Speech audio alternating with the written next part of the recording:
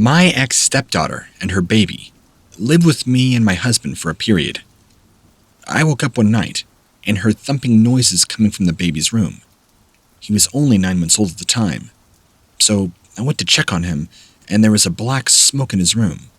It had this horrible smell like sulfur. As soon as I saw it, it disappeared. When questioned, the mom said she didn't know what happened. All she remembered was putting her son to bed, then waking up to me screaming for her. We eventually moved out. We felt very uncomfortable with whatever this thing or spirit was hanging around her. We eventually got her a really nice apartment in a nice neighborhood, surrounded by strangers. She had been there for about 3 months when she woke up one night and heard the angriest, and I mean angriest voice screaming at her from outside the window. She would not go back to the house after that. I wouldn't blame her. Shortly after this and before the smoke situation, she kept complaining of seeing this large coyote running around outside by the house, that it always seemed to be following her. It was like a bad omen, always bringing bad luck, scaring her. She never said anything about it shapeshifting or walking on 2 legs, which I guess is a good thing. But either way, I think a skinwalker had marked her, and that's what she was dealing with. I know when she was younger, she had ripped off quite a few people. She kind of went through a whole drug stint for a while, and made some really poor choices. I almost wonder if she ripped off the wrong person, and that person just so happened to be a skinwalker.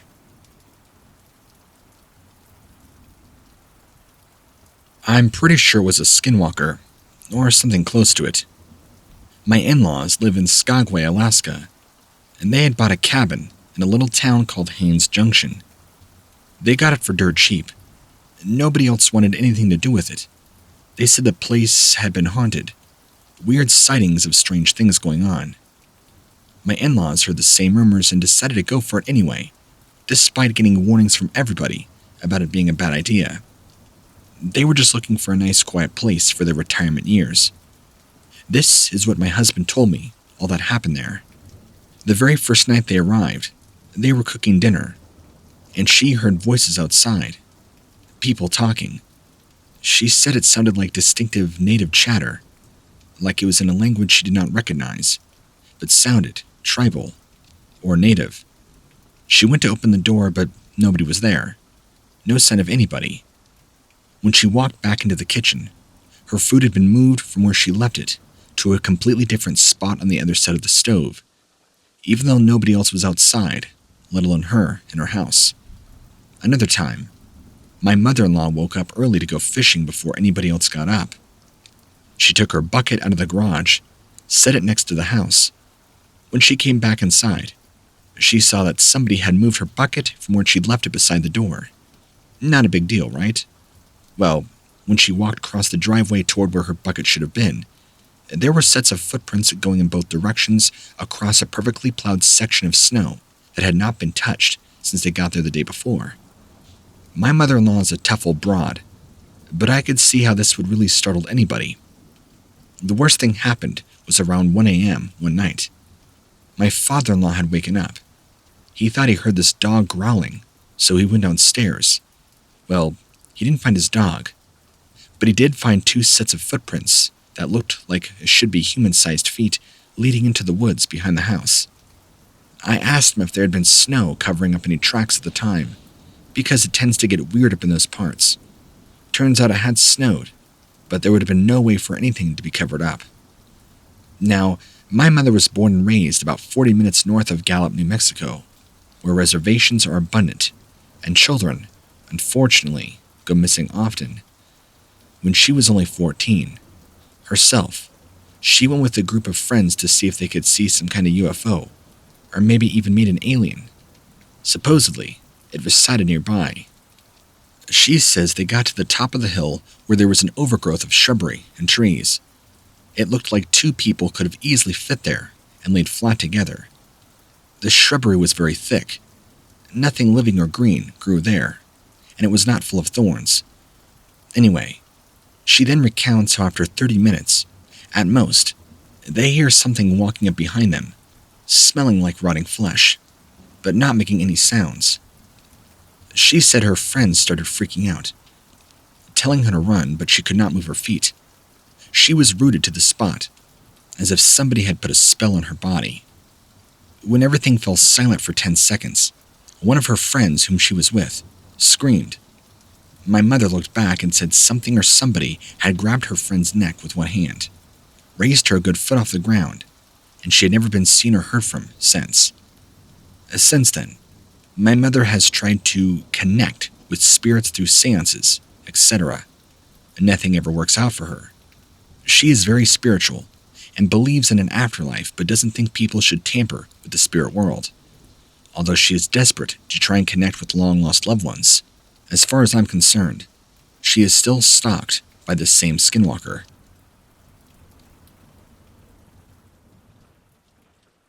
I've been a long-time believer in everything paranormal.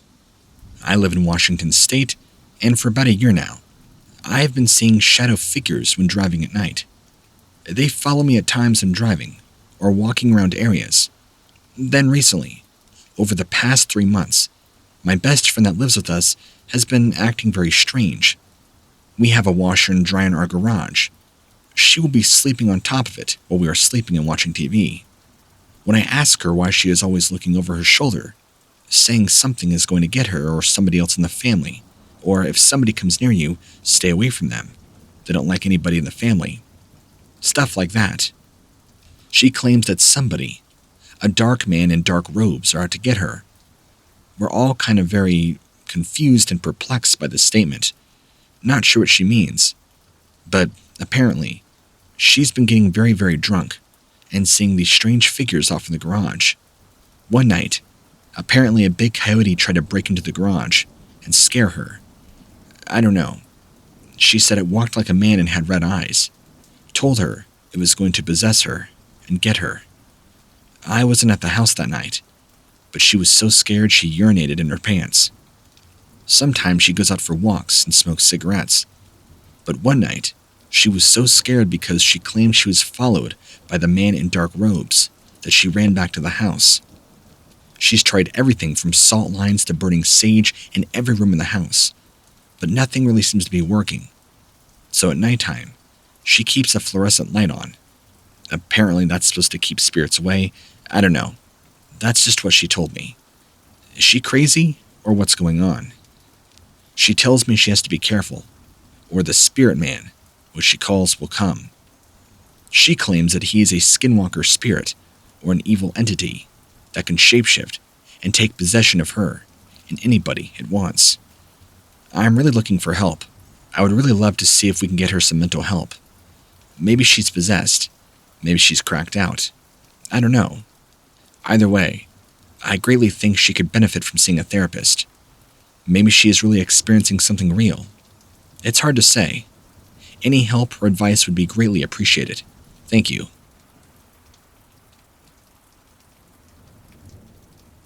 In the 1990s, when I was a kid, my grandmother told me about a story that she had when she was about 16 in the early 1960s. It is a pretty scary Skinwalker encounter story that scared the heck out of me back then, and still does to this day. She lived on the Navajo reservation in a little town called Fort Defiance. She lived with 10 brothers and sisters. Most were teenagers at this time, but also married with their own kids. My grandpa later joined them there from Arizona after they got married to go live together back on the reservation where he grew up working on the farm, which was also considered part of the Navajo res. There wasn't much trespassing going on. There weren't any specific houses directly next to theirs, but one side had another family close by, and the other side was empty land for a while, until another family moved there after my grandmother graduated high school. One night, during this time, their dog began barking out of nowhere, like it normally did when somebody came to their house, or if one of the kids did something they weren't supposed to do. However, that night was different. Their dogs barked and went crazy so loud, the whole neighborhood could hear it, which she said was very unusual. They usually only go crazy at people who come up close to their property line, which wouldn't be too far, since Navajo land is massive. My grandfather woke up immediately, went outside with his gun prepared in case somebody was trying to trespass onto their land. He had lost cattle before from thieves on the res. They never caught anyone when they looked for them. Yet my grandmother and her sisters always saw hoofprints in the morning, mysteriously disappearing into thin air. Nobody ever believed them. No cattle ever found to prove it either. This happened a couple of times before my grandma moved onto their property. One night, after everybody went to bed, including their dogs, everybody woke up from a very loud gunshot sound just outside, early in the morning. They all ran outside to see what was going on, to see if somebody was trying to come onto their property again. My grandfather said he remembered looking at his gun afterwards, before he shot it earlier that day. The dogs were going crazy. They were so loud that even during the gunshots, which probably scared off whatever it was. But by this time, they all saw the creature that was standing by the barn as it ran off in the darkness. One of my grandma's sisters yelled out, "Oh my goodness, it's a Skinwalker." She said her grandmother and other uncles and aunts always talked about Skinwalkers, but never really believed them, until now. One day, we will be lucky. They used to say that because we would see how powerful and smart they were if we knew who or what we were dealing with. Grandma said the Skinwalker looked weirdly calm before it ran off after hearing his sister yell that name out, which always confused me. Like most creatures, I think it would have either attacked or took off running before anyone got their chance to shoot at it. But like in most horror movies, it got its way. She said it looked like it disappeared into thin air after getting shot at by my grandpa and the rest of the family. It disappeared, not making any sound as if whatever it was. Guns just simply did not affect it. They did not see any blood, meaning they believed this was supernatural. She claims everybody began to panic. What they saw was so freaky. They decided to go back inside for safety. This happened less than a year before her dad passed away from cancer. I wonder if she thought this Skinwalker came for him because he got sick soon after, like some sort of premonition. Or maybe one of them knew about the Skinwalker, or maybe they thought that the Skinwalker had something to do with it. She was too scared to go back outside until they found out their dog had been shot in the neck and miraculously survived. She said that when she told her grandma about this, her grandmother seemed very relieved that something finally happened, which made all of them realize that Skinwalkers were real. Towards the end of her story, she said, one day, their other dog began going crazy again, right around 11:25 p.m. This time, it did not seem to be barking at anything specific, or nothing seemed to be happening, but her sister kept yelling, "Get inside! Get inside!" There was no way another Skinwalker was waiting for them. Her sister said that during the day, she saw a figure standing nearby, watching them before disappearing into thin air, before anybody else could shoot it. Everybody ran inside and started to lock all the doors and windows, including their garden gate. Even though they had no idea why they were doing this, they knew Skinwalkers could walk through any kind of material, but maybe there was a chance. They stayed up all night with their guns and dogs, looking outside, looking for anything suspicious before going to bed. The very next day, after this encounter, the grandmother saw hoofprints in the sand, meaning this Skinwalker wasn't trying to be nice or come onto their property, because those prints were right at the edge of the fence line. She told her grandma about what happened last night, which made Grandma realize this was the exact same thing as before. This thing had trespassed onto their property the same way. They were left with no choice but to move the entire farm. Her grandma and the entire family moved much closer to the city, where they lived for a little while, and the entire family helped pack everything up.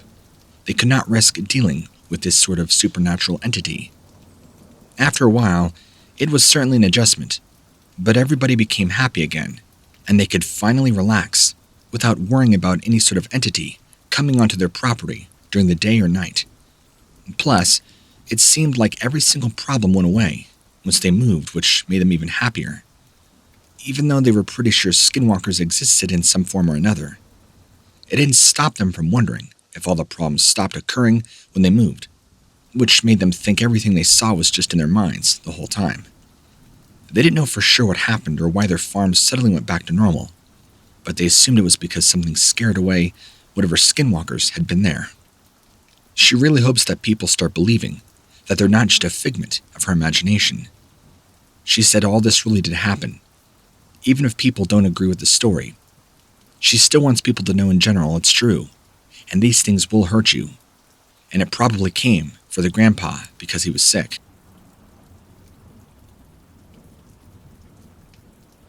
First, a little bit of information on me. I'm a male. I have a lot of Native American in me. I'm kind of, I guess you would call a Native American mutt. Part Seminole, Choctaw, Apache, Navajo, Yakima, and Sioux. But I've primarily grown up and around the Navajo reservation, since that's where my current family lives and resides. I'm coming to you today with my own story dealing with these creatures. I have to be careful not to call them by their actual name. The last thing I want to do is bring any attention to myself, which is why I have to be careful. If I even just mention their name, I'm putting myself at risk.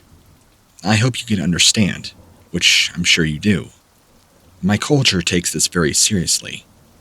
At least, most of us do. I was spending time seeing my dad, who lives on the far end side of the reservation. He doesn't really have much, but lives down in a broken old trailer. So my sister went to go visit him. My sister and I should say. It was about evening time when we got there, and he was drunk already, as usual. Unfortunately, my father and my mother separated when my sister and I were very young. He had a pretty severe alcohol problem, and it hasn't gotten much better. But that's besides the point. So we go to visit him, and all is well for the time being. We enjoy chit-chat and have a good time. I think I had brought over some sandwiches, and my sister and I keep him company. Well, now comes the nighttime, and we go sit out on the porch. My dad is also a pretty big smoker, but he likes to do things the old-fashioned way. I'm talking pipe tobacco, and he'll sit there for hours and just get lost in good conversation, puffing on his pipe tobacco while looking out in the endless darkness of the desert night. That's what this was. We were sitting around on this little makeshift porch that he'd had around his little camper. Him, my sister, and I are sitting on the porch just talking, looking off in the distance, when my father immediately begins growing very tense. I couldn't understand why at first. I could tell he was staring off at something in the night darkness, and just in that moment, as my sister and I were looking back at each other making faces, we could see that the figure he was staring at was coming close by. The level of panic that comes over my father's face was astounding at the speed in which it happened. He immediately tells us, quietly and seriously, "Get inside right now," and starts ushering a prayer under his breath. My sister and I don't ask questions. We go in the trailer immediately and lock the door, as instructed by our father. We could hear him start to pray very loudly, and his prayers got louder and louder until he began screaming. My sister and I were not sure what we should do. We open the door, and we see him being dragged away by this thing. It was this dark shadow, but from what we can tell, it was a man covered in pelts, and he is screaming, yelling prayers out like a maniac. I run inside, grab his .22, and aim it right at this thing and start shooting. The thing immediately lets go and runs off into the night, and my father is now completely paralyzed and hysterical in fear. We get him into the trailer and get him calmed down. We wanted to ask him what it was, but deep down, we knew exactly what it was. We asked him after he had calmed down why it came for him. He said he's been having problems lately. I guess about 8 months ago, he made a deal with the man and completely ripped him off and never paid him back. Ever since then, he's been having almost nightly visits from the same person, who he believes is a skinwalker. But he won't rat him out. He won't say who. Either way, it's entirely creepy. My sister and I did not stay the night, and we don't go over there as much now. If we do, it's definitely during the daytime, so we could avoid any possible confrontation with a skinwalker. I even hate saying that name.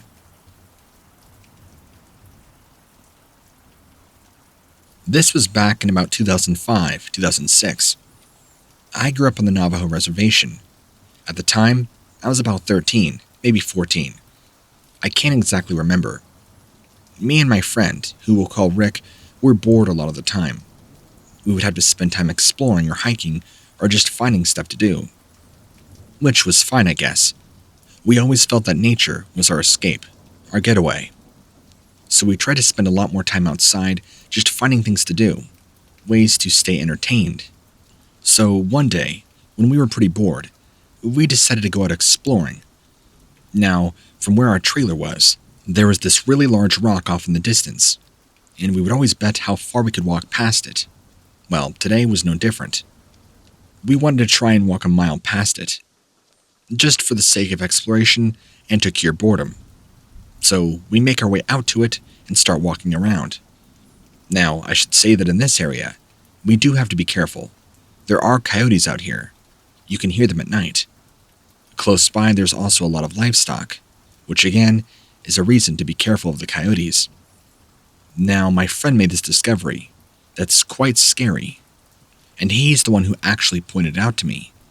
And he said, "Hey, come over here, check this out." Maybe about 60 yards away from a pig pen, you can see what looked to be very large coyote tracks. But here's where it got creepy. You could follow the tracks all the way up to the pig pen, where you could see very slowly it looked like it went from 4-foot tracks to 2, and the tracks would slowly turn from a paw print to feet print, as if whatever it was slowly morphed from coyote to man. We got what many people call the heebie-jeebies and ran away. We spent the rest of the day in the trailer. Even though my mom was saying we should go out and play and spend the rest of the afternoon outside, we refused. We never told her why or what we saw or even what we found. We knew.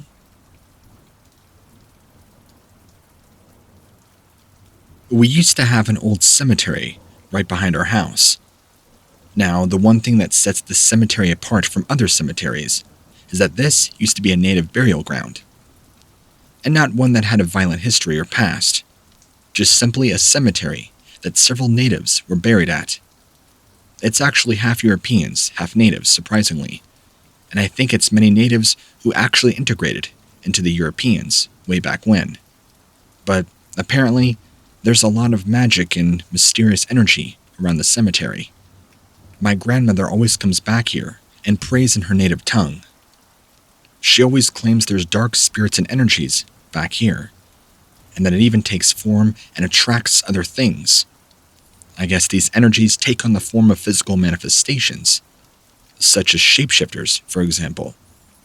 She has many stories, since she has lived here for a very long time. I've only recently started moving in with her, over the past few years, since home life is no longer an option to live safely in.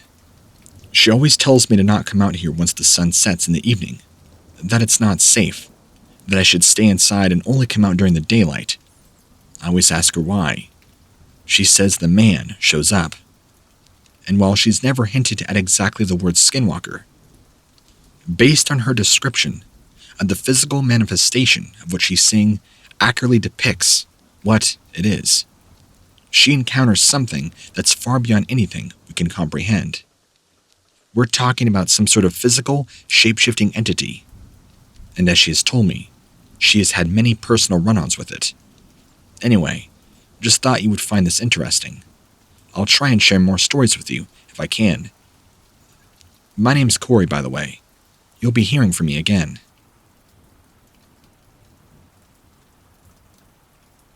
This was back in 2013. It was late summer, early fall, and I was busy in the wild, scouting for a perfect spot to go fishing. I'd come here many times before to fish, but I was looking for more than just river trout. Possibly some smallmouth bass or anything else a little more exotic I could get my hands on. However, I wouldn't refer to salmon or smallmouth bass at all as any way exotic, but, trout can get boring sometimes. So I found this creek, or a small river, and I began to scout out specific spots around to see if it would make for a good fishing area. There seemed to be a lot of activity, a very thick brush, a lot of wildlife. This also appeared to be by tracks, a high traffic area from game to come to drink. That's also a very good sign. So I set my pack down and began pulling out my sack of lures, setting my rod down. As I'm doing this, fumbling with my lures, I just get this instinctual feeling like someone's looking at me. I react and quickly look up, and when I do, looking at me from across the creek bed, maybe 35 to 40 feet away, was this face I can't even begin to describe. It was human-ish, and I say that because the rest of it was, I don't know. It kind of reminded me of a Halloween mask at first. You know, like those really cheap, cheesy Halloween werewolf masks. It was mostly humanoid looking, but it had strange eyes and very strange bone structure in its face. I wasn't scared as much as I was confused and trying to process what I saw. But it looked at me, and as soon as it realized I saw it quickly ducked behind the tree. And as soon as this happened, I got a really bad feeling in the pit of my stomach, like I needed to leave now. It's like every fiber in my being was screaming danger, danger. I very quickly picked my bag back up, put everything back in my pack, closed up my lures, and I said peace and got out of there. Fortunately, I didn't think I was followed by the thing, but I also didn't want to check behind my back and see. That was more than enough for me to ever want to endure.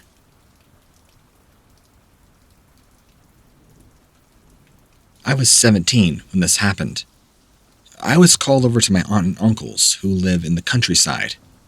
They have a lot of cattle, a lot of horses, pigs, and chickens. I was called to watch them, which I was paid for.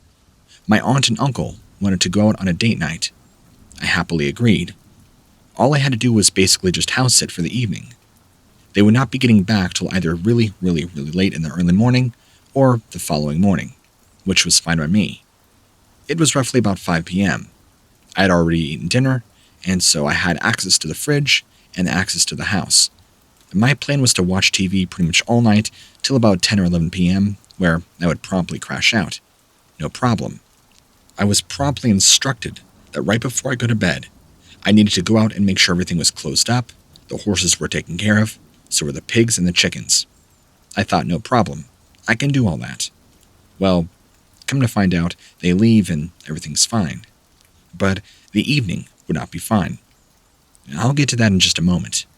So I turn on the TV, and they have some of the best satellite TV there is. I make some popcorn, and next thing you know, 3-4 hours flies by. It's now about 9:40 p.m. I'm getting a little tired, thinking I'll push myself just a little bit longer until I could stay awake. It gets to about 10:15, and at this point, I'm pretty wiped. I'm ready for some shut-eye. And then I realize, oh crap, I gotta go check on the horses real quick.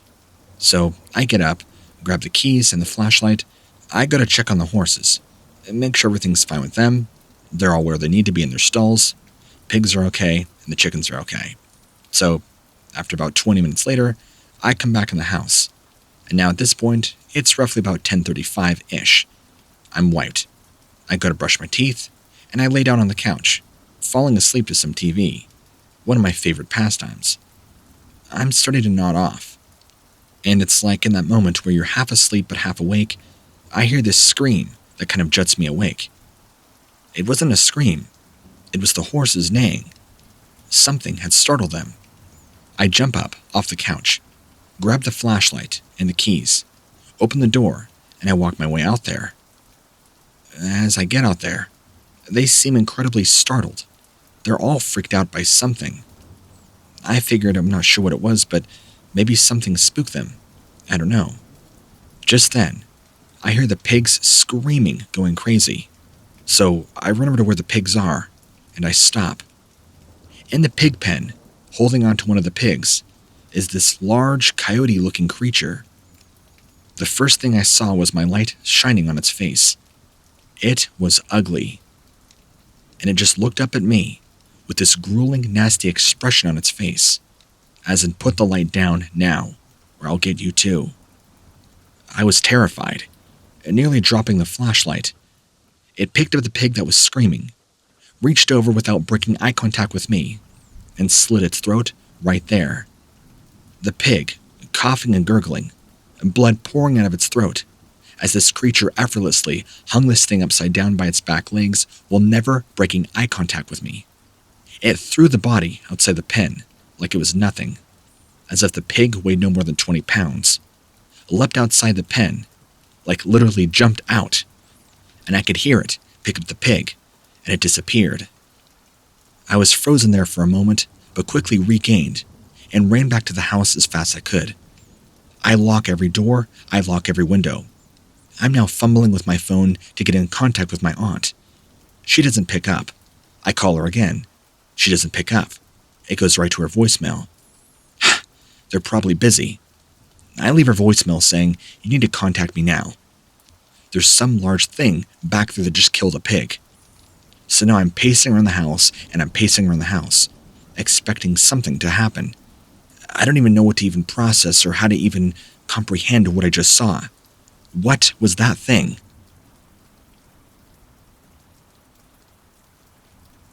I believe the Navajo have more to fear than we believe. I believe that skinwalkers really do exist out there in the desert night, awaiting their next victims. They are, after all, evil beings who enjoy the pleasure of preying on innocents. I think I had a sighting of one of these beings myself. I'd never really been a believer as a young child, until the point where I first saw one. I never had the courage or enough self-awareness to ever consider it truly possible. I'll tell you about the first one. Years ago, when I was a child, my father would tell me stories of his days in the military. He'd been an NP and would retell me with stories of war. Unfortunately, he was never able to tell me all of it.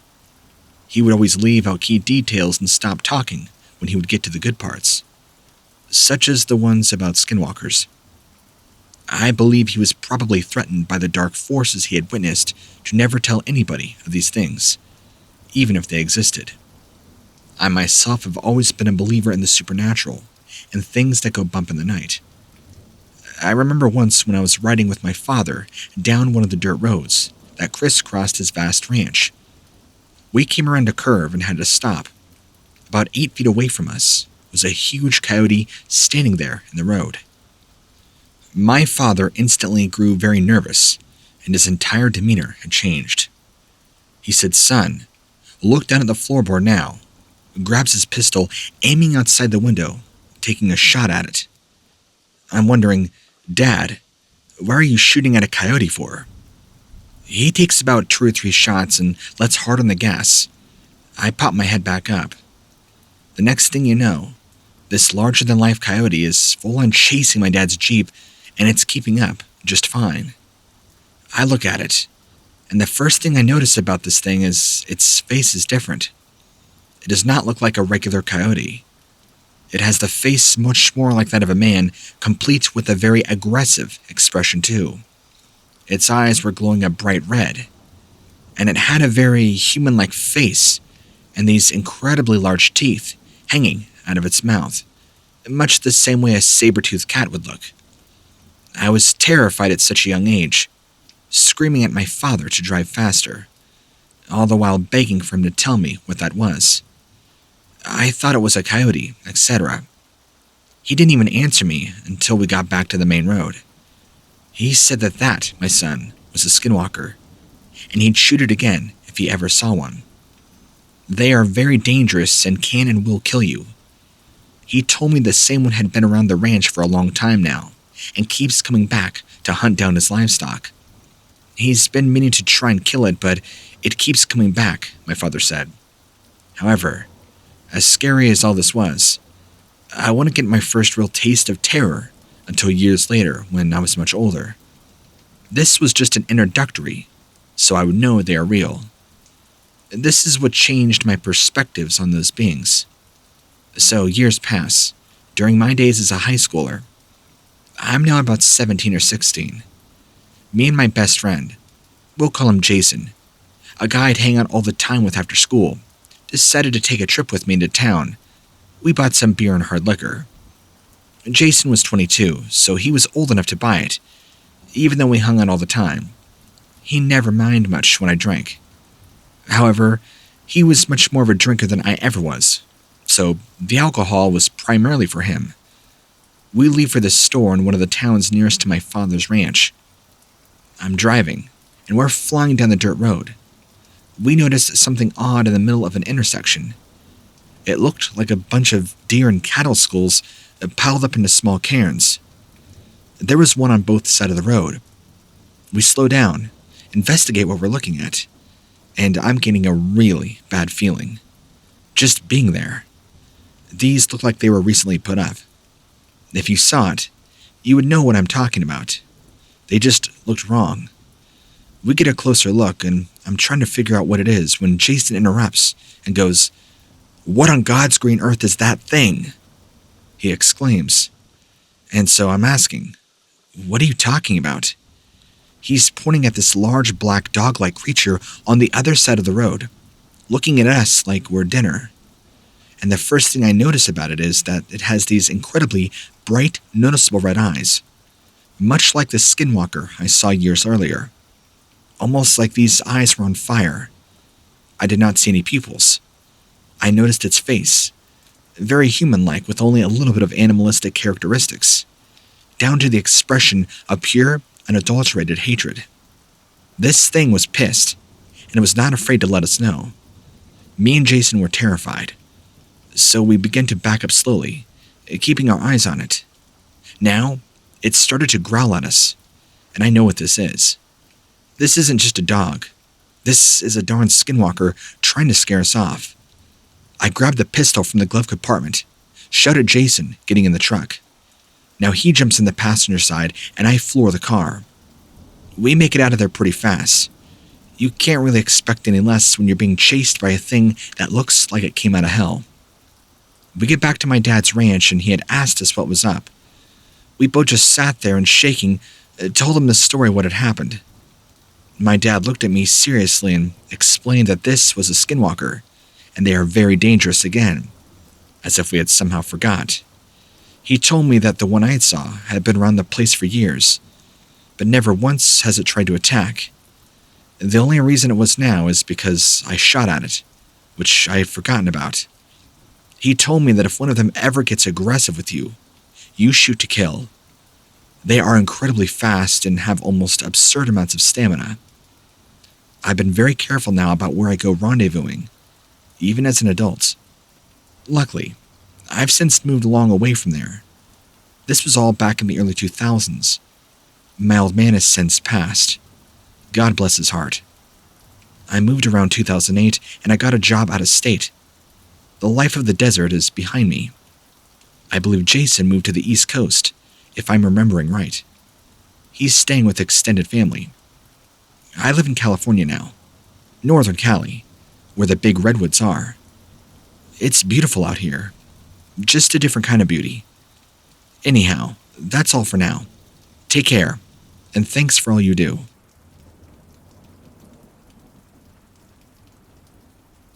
These events have changed my life entirely. I will never, or have I ever been, the same since. I have never found my family since this day, and I realize that these beings are actually real. They are not to be trifled with, and the supernatural realm is dangerous.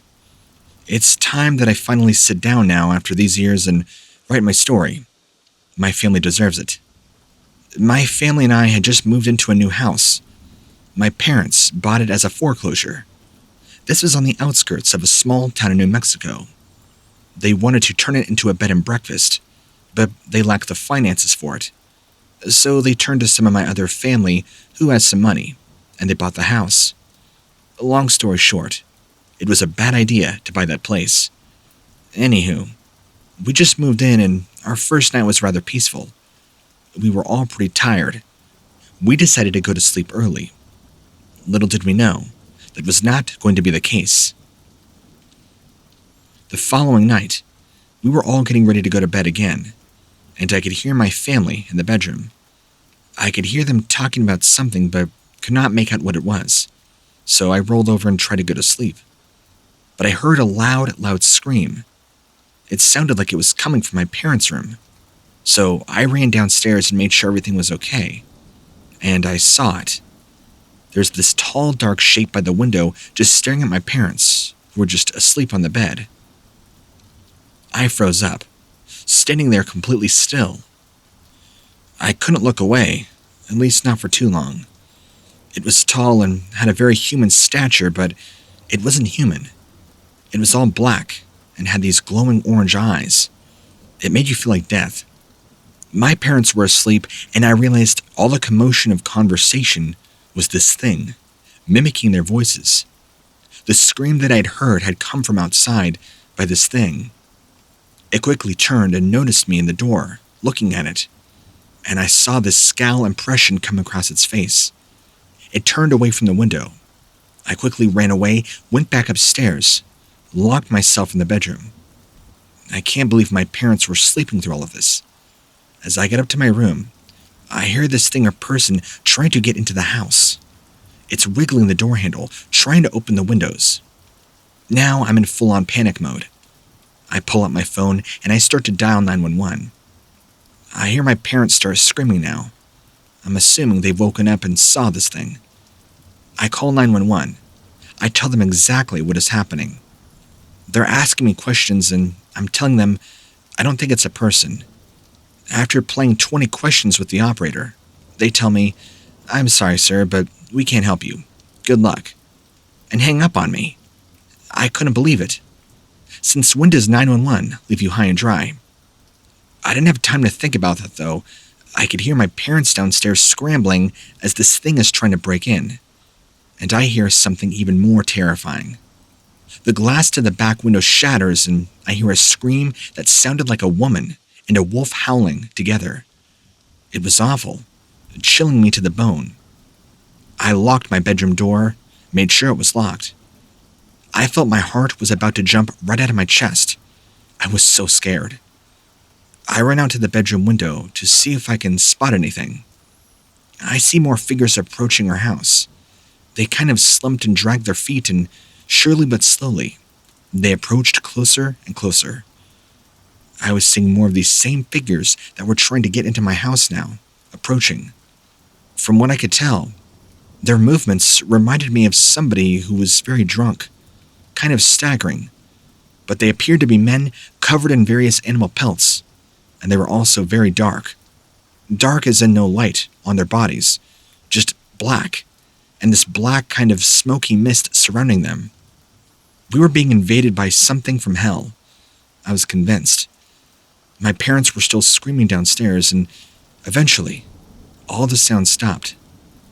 I sat up in my room, way too terrified to move a muscle, but could not understand for the life of me why all the sound had suddenly stopped. What the cause of this was. I tried to look out the window and didn't see anything anymore. I was too afraid to open my door, yell out down to give my position away.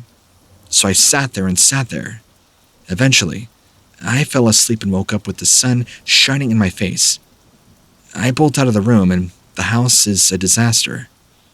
Everything is torn to shreds, broken. It's a mess. My parents are missing, and there's blood all over the ground, right by the shattered window. I panicked, called 911 again. I explained the whole ordeal to the operator and was told that people would be sent out to my house, but it might be a while. I explained that's too long and it could be too late for my parents, but the operator was very, very dismissive. I think they were thinking it was a prank. I didn't know what to do. I had nobody to call. I was alone in the house with whatever monster that had gotten to my parents, and now I was terrified. After half an hour, 2 squad cars pull up to my house.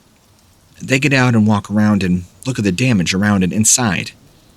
I talk to them and tell them what I think, and they think I did this.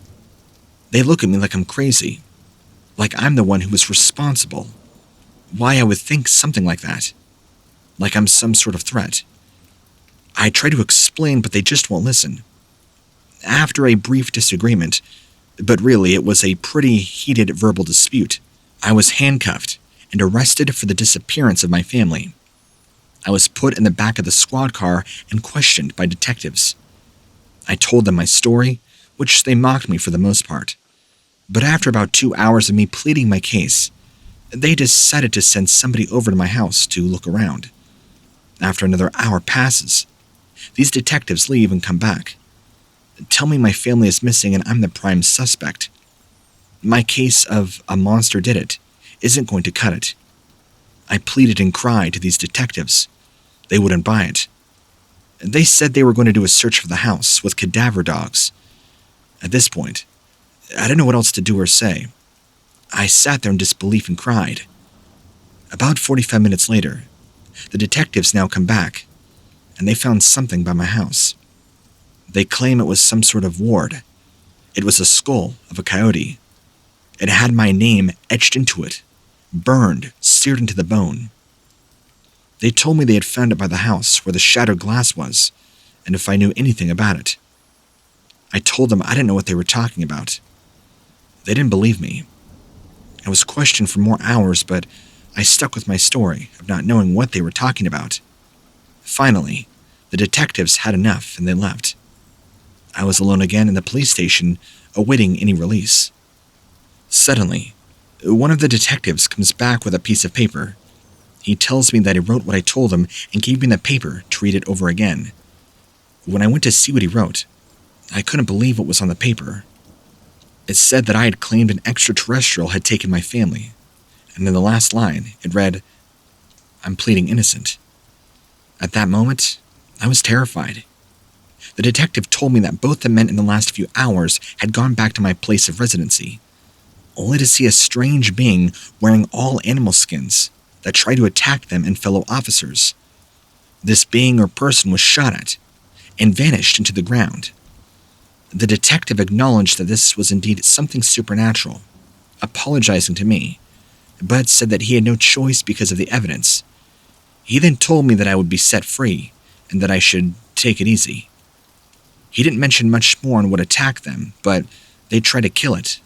Apparently, it would not die. They shot it apparently 20 times and in the end, disappearing, leaving into a smoking crater. I don't know what to believe about what happened that day. I know what I saw. It was just an animal skin-wearing being. Looked just like the drawings of what you would call a skinwalker. I don't know what happened to my family, and why this thing took them. Could it have been the same being I saw? The one that took my family, or could this have been something else? Maybe extraterrestrial? I don't know. All I do is speculate that it is some sort of hallucination or something. If you're reading this, I would appreciate a full-on investigation.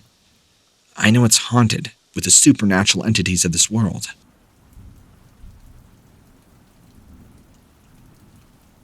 I moved to rural New Mexico from San Francisco. I had spent a lot of time as a child in the woods and camping, so the first thing I did when I moved here was buying a tent and some camping equipment. I found somebody with some land and had trails for hiking, private property signs all around it.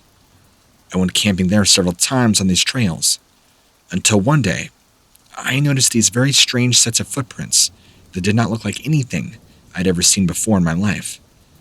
I decided to follow them to see where they led, and when I came across the tracks again in a clearing, these were tracks of incredible size, canine specifically, larger than any I had seen before. I know there's coyotes out here just like out in Southern California, but these were unlike any coyote tracks I'd ever seen. They were about 10 inches in length. I came across the tracks again, so I decided to follow them. They ended up and just stopped a short distance away, as if whatever had made them just stopped in one spot and vanished. It was bizarre. I ignored it though, and went on with my evening. I went back and made my campsite, went on with my day, and the following night, I was awakened to a low growling sound. It was coming from right outside the tent. So I very slowly unzipped my tent, shining a light out, and could not see anything. I went back inside and zipped the tent up again. As I'm laying there, I hear what sounds like whispering. I call out, "Who's there?" But then the whispering suddenly stops. Now I'm starting to worry there's some psycho out there who's going to murder me. Just then, a voice calls out my name. Now, immediately, I can tell you some things wrong with this scenario playing out. The voice calling out my name was that of my late grandfather, whom I grew up very close with. He had died when I was 14. He's been dead for years at this point. I was with him when he died on his deathbed. We said our goodbyes. It was his voice I heard call my name. A name and a voice I hadn't heard for a long time. It sounded like somebody, though, was trying to imitate his voice and not his natural voice. I don't know how to describe it. I've never felt fear like that wash over my entire being before. I felt so helpless and weak. I couldn't call out for help because it almost felt as if I was being held down by a force. I managed to muster the strength to call out again. "My name is Kyle. Who's there? Why do you keep calling my name?" But the voice did not answer back. The night was silent. You could just faintly hear the wind. I didn't like this one bit. Thankfully, I carried my trusty .308. I reached for my revolver, which I kept in a knapsack right next to my sleeping bag, figuring it was go time. Then, someone here is messing with me, wanting to cause me harm. I was not about any of it, and I was going to put a stop to all this madness here in just a second when I pulled out my trusty boomstick, as I like to call it. I grabbed my revolver out of its holster and pulled to safety, unzipped my tent quickly, rapidly pointing my revolver in every which way. The campfire was still barely going, just burning ember coals at this point. I felt so on edge that even a pencil head dropping in the distance, I would have been firing this thing. I stood up outside my tent, looking around nervously, yelling out, "You want me? Come and get me. Whoever you are, here I am. Hey, what's wrong? Scared now that I have a weapon?" Even in my brief moments of bravery, I still felt that this revolver was all that stood between me and whatever was out there in the desert darkness. Just beyond that darkness was someone or something. I could feel it. I felt like my entire being was screaming for a fight. It was going to go down. I just knew it. I could feel it. Any moment now, this thing or person was going to step out of the shadows and reveal themselves. No one did. I wasn't brave enough to step outside the light, at least not that confident. But I'm looking around, trying to taunt whatever this thing is, and I could just feel eyes being drilled into me. I was most definitely being watched beyond the line of light, and I knew it meant ill of me. After saying some more choice words to this person or thing, I climbed back in my tent and waited patiently. I did not even bother to get in my sleeping bag at this point. I just crouched down right there in my tent, waiting, and waiting, and waiting. Soon enough, I hear this thing right outside my tent again, and it sounded like somebody was out there. Call me crazy because of what I did here, but I just turned my revolver towards where I heard the noise, firing one shot through the tent. As soon as I did this, the most inhuman, demonic, screaming roar I've ever heard amidst through the night, like a pierce. I thought it was just about to burst my eardrums, it was so loud. I hear it, and it takes off at the speed of light down into the valley below to the desert of the night, screaming in the distance. My only thought after this was, I have to leave here now. Things are no longer safe. I packed as much as I could, literally running out of there. Just about everything behind me in my wake. I refused to sit around any longer while I waited for this thing to come back with its buddies, or potentially even worse. I'm not ashamed of myself at all for what I did. I did what I had to do. The thing had no business being near me. It sounded like the scream of a banshee let loose in the world to haunt us all. I'm not sure if it was an animal or something more paranormal, but whatever it was, it had every intention of doing harm to me, and I was waiting. It planned on coming for me at night. I knew I was out there in this place, and it found me. I don't know what it was, but I do know that it wanted to hurt me. It felt like this thing was responsible for all the weirdness out in that area. I just wanted to not be in its presence anymore. So, as far as being since then, I haven't camped out in the desert since. I believe that based off my story, I ran into what they're calling a Skinwalker, or a Navajo witch, referred to by some. I don't care what it is. I just wanted it dead.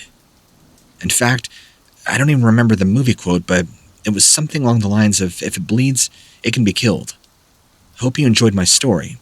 Have a blessed day.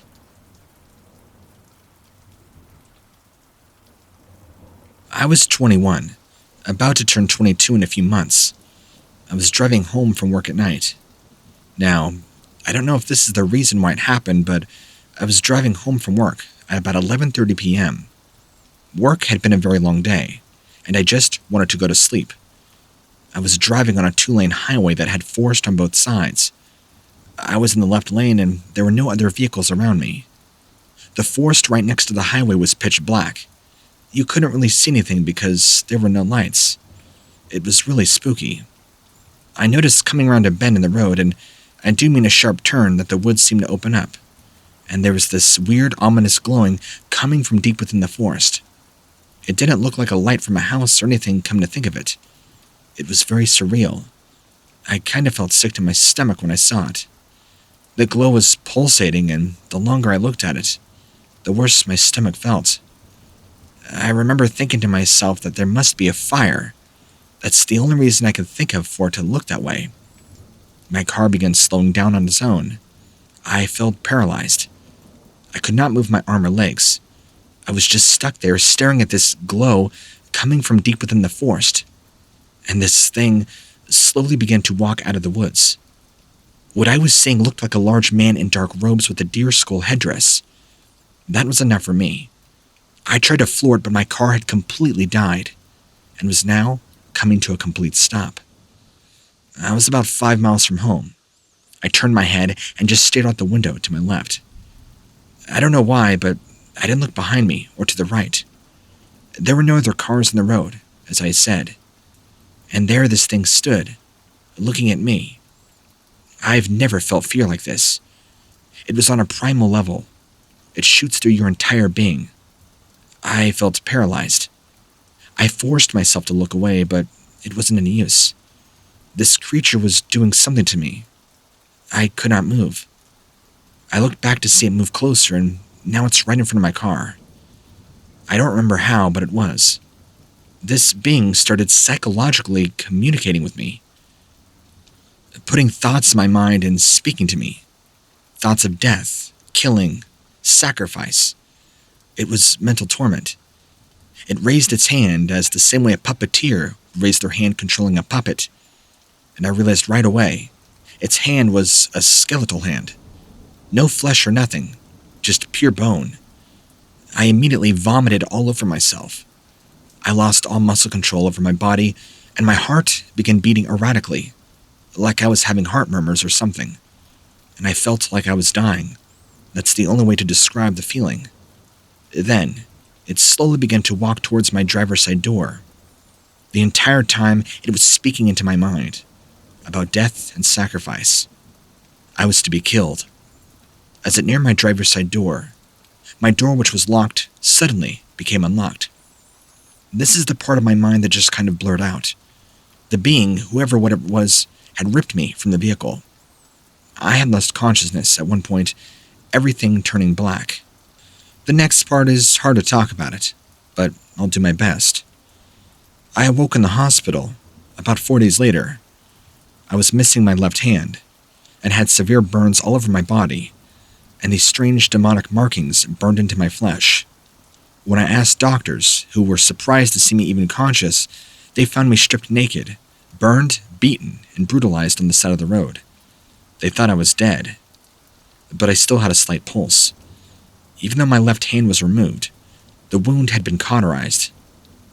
I have no idea how to explain what had happened to me. And my memory of this being only was till later. Even my car was now gone. I'm sorry. I'll have to continue the rest of the details in a further email. This is too traumatic for me to talk about. I'm sorry.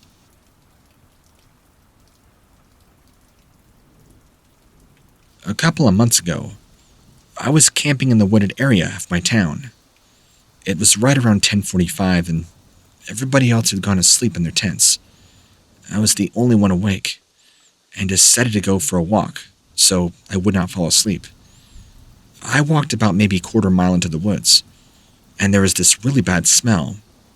It was like foul, rotting meat mixed with garbage. I looked around to see if there was any animal nearby, but didn't see anything. I just attributed it to a dead animal and kept walking. Well, 5 minutes of walking, and now I was on top of a small hill, and I could see something strange in the distance, down below. What I saw was horrifying, but to say it was a monster might be a bit of an outcry. I definitely think it was some sort of identifiable animal. It was roughly 20 to 30 yards away, but I could feel its presence immediately as soon as I saw it. All the hair on my arms stood up and I froze. Everything was silent, and the only thing moving beside me were its eyes. I remember them very vividly. These two green orbs glowing on this dark figure. Any other features were hard to see other than its outline, but I could feel something different about its stare, like it was glaring into my actual soul. I could not move and honestly did not even want to breathe. After some time had passed, it let out this growl, turned around and went up a hill. Once it was gone, I sprinted out of the woods and did not stop until I was back in my tent. I told everybody what had happened, and I have yet to go camping in the woods again. I will never forget what I saw until I know what it was. I refuse to go back. I know this is my first post, but I'm tired of keeping it inside. This really creeps me out, and I've been too embarrassed to tell anybody.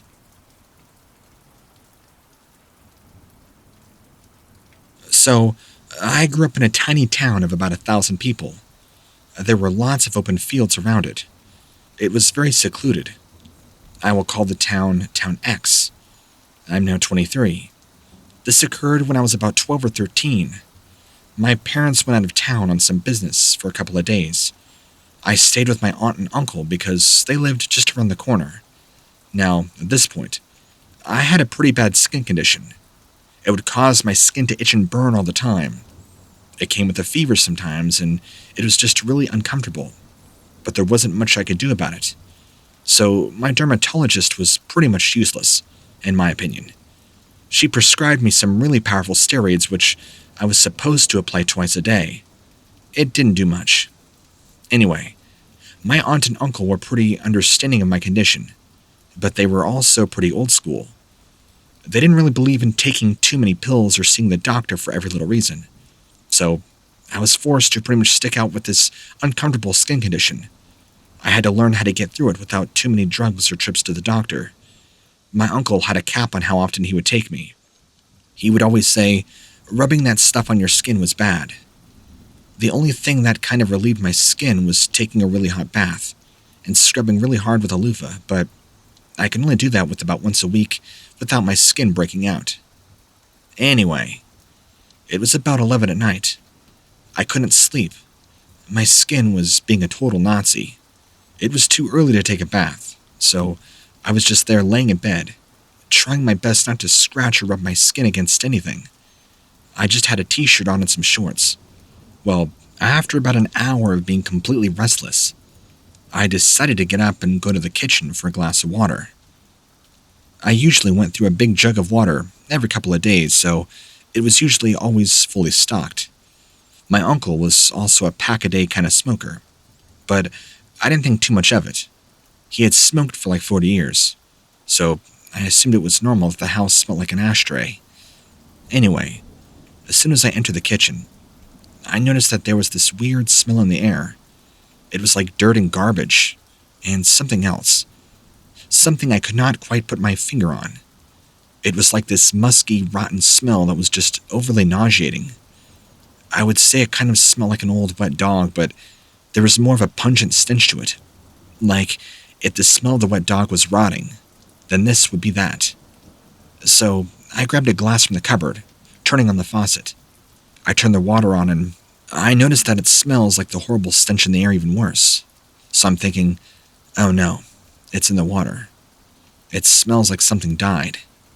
Like I said, water comes from an old well in the backyard. It's been there since before I was born.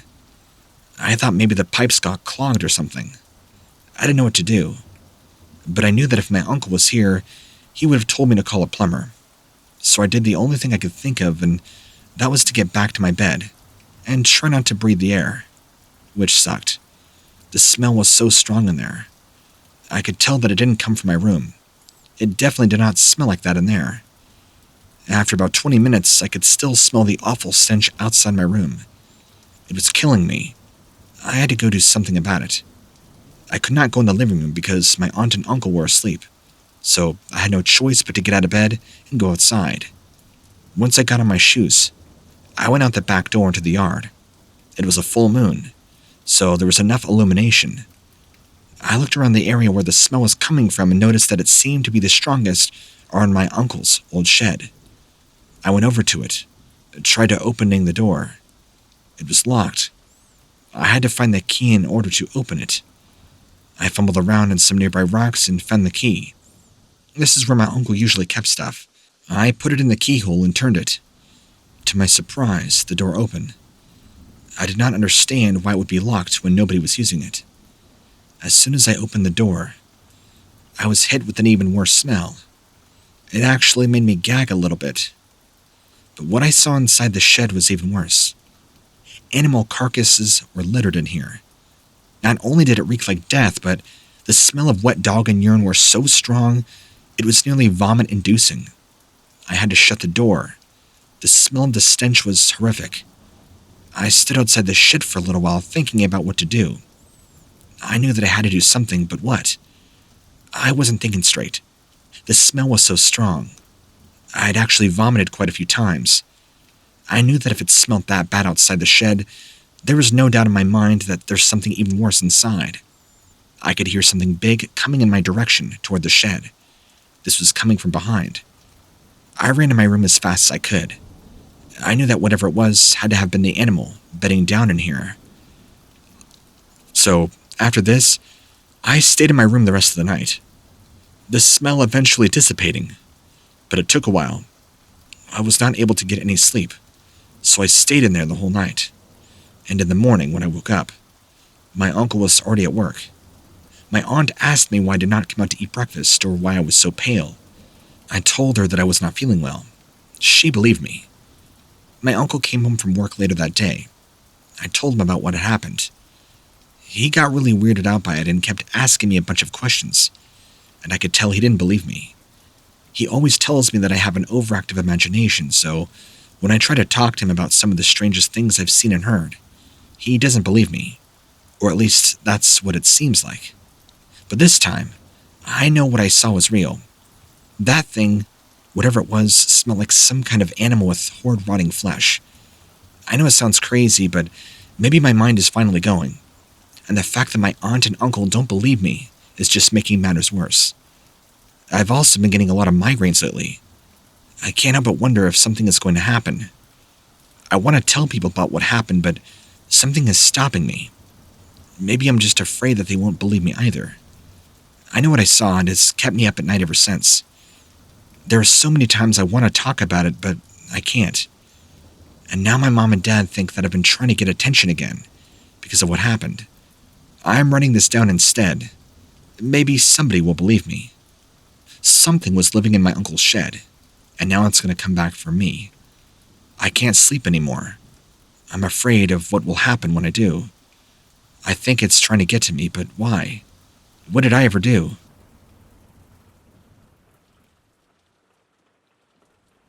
I was visiting my folks in Utah over the New Year's weekend.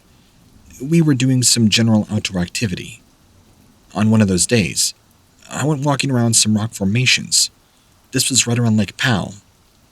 After about an hour or two of hiking, I decided that I had seen enough and began working my way back towards civilization. However, something caught my attention. There was a small cave entrance with what appeared to be a man-sized hole next to it.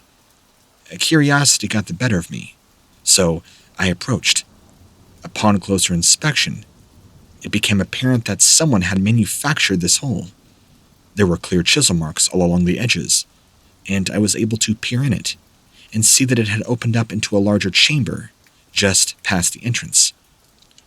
I couldn't help but think that there might be maybe gold or some kind of treasure in these caverns. so I tried to get my father's attention.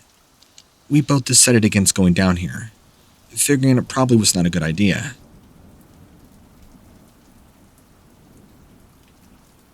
But the cave looked pretty doable. After closer inspection and making our way back down into it, we can see that this apparently wasn't an ordinary cave. There was graffiti and other stuff in here, and it seemed dirtier than usual. So we figured we'd only be here for a couple of minutes, and we tried to spin it crawling around. Maybe we can find something, even if it wasn't much. We started seeing some interesting things written all over. Pentagrams and weird-looking sigil-like symbols.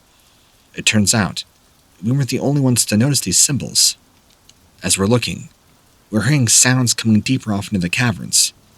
These strange yelling and guttural roars, followed by bestial snarls. My dad and I did not stick around to ask any questions. We took off at a sprint.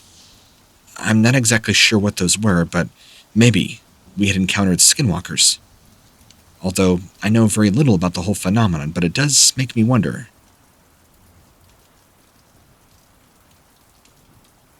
So, this summer, 2021, I was visiting my cousin in Wyoming. He lives pretty deep in the woods, so it's really secluded, and there's really only a few houses in the entire neighborhood. I stayed with him for about 3 days before something really weird happened. My cousin is a pretty laid-back, easygoing guy. Not much bothers him. He's not that into horror or anything like that. He enjoys comedies and stuff of not the scary nature. So we're just sitting there in a shed, smoking a bowl, waiting for his buddies to show up. It's around 8 p.m. It was pitch black outside and really quiet. A quick note. Right outside of his shed, he kind of has a small porch. And then his house, which is maybe 30 feet away, also has a small porch. And we're just sitting there talking, smoking weed, and it starts to get really, really quiet. That's when we began hearing these strange noises coming from the trees that surrounded us. The one thing that struck me as odd was how quickly they were getting closer. As soon as we had heard the first noise, it seemed to be immediately followed up by a bunch more. The noises were bizarre and unique to my cousin and I both. They didn't really sound like a typical animal, or a Bigfoot, I'm going to kill you kind of noise that you would expect to hear in a horror movie, or if you were being hunted by some monster. They were more like huffing noises. I don't really know how to describe it. It was super creepy, and we were hearing multiple sounds, so we assumed something bad was about to go down. We sat there in the dark, not knowing what to expect, so we just kept making jokes, trying to ease the situation. My cousin was telling me that he had seen a black figure running across the street earlier in that day, but we both brushed it off. We were pretty skeptical about the whole thing. Then, I swear to God, the noises stopped. We looked at each other like, what do we do now? And then, about 3 seconds later, the noises started again, except this time it was coming from the direction of my cousin's house. At that point, we were just confused and we didn't know what to think. Then, something in the woods began howling, and we knew something big was there. We're both pretty scared at this point, watching the trees in the direction of his house, waiting for something to happen. We're looking at each other like, what is going on? Then, it got quiet again. I could see the trees start to violently shake, and it felt like something was charging through them.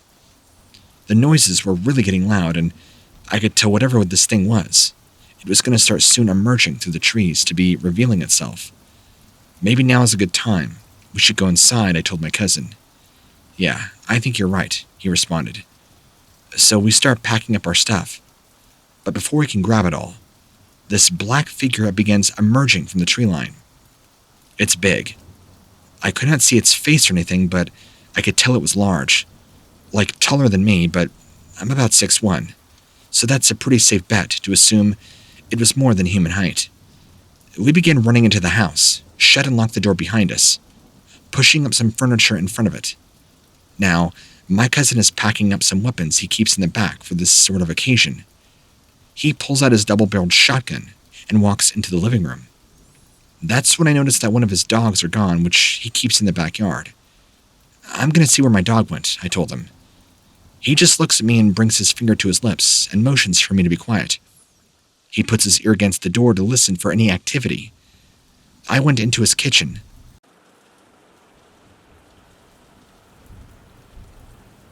In 1999, I spent a majority of the winter up at my cabin in the mountains of Colorado to try and escape the craziness of life. It was the coldest winter on record that I can remember. I didn't expect it to be any different. I had been chopping up a load of firewood when I heard my name being called out from further away, deeper in the forest. At first, I thought nothing of it, but as time went on, it got closer and closer, until finally, I couldn't help but feel extremely uneasy about whatever was calling my name. I gathered my wits and began to investigate where the sounds were coming from, thinking that possibly some other hikers could have gotten lost. But what I found instead made my blood run cold with terror. It was late on the 7th night of my trip, when I would hear the sounds again and again. It was dark out, and I had been sleeping soundly in my warm bed, until whatever it was started calling for me again, and it scared the daylights out of me. The wails of this thing echoed throughout the trees and sent shivers down my spine. But then, something else more vaguely human joined in with its cries. There were more of them. Something about this memory traumatized me, but I can't exactly explain why. I knew it wasn't normal, so I did what any sane person would do. Packed up my gear and hightailed it back to the city. I've never been back to that cabin since. I don't ever plan on going camping up there again. From what I know, the Wendigo is out there, and it wants me. At the time, I didn't know it was a Wendigo, but as I spent more time talking to people, like who I had spent years living with, isolated, alone in the same mountains, they too have had the same experiences I had, hearing strange voices and things and experiencing supernatural occurrences. It's almost as if I brought something with me, and now it wants to make sure that I never go back again.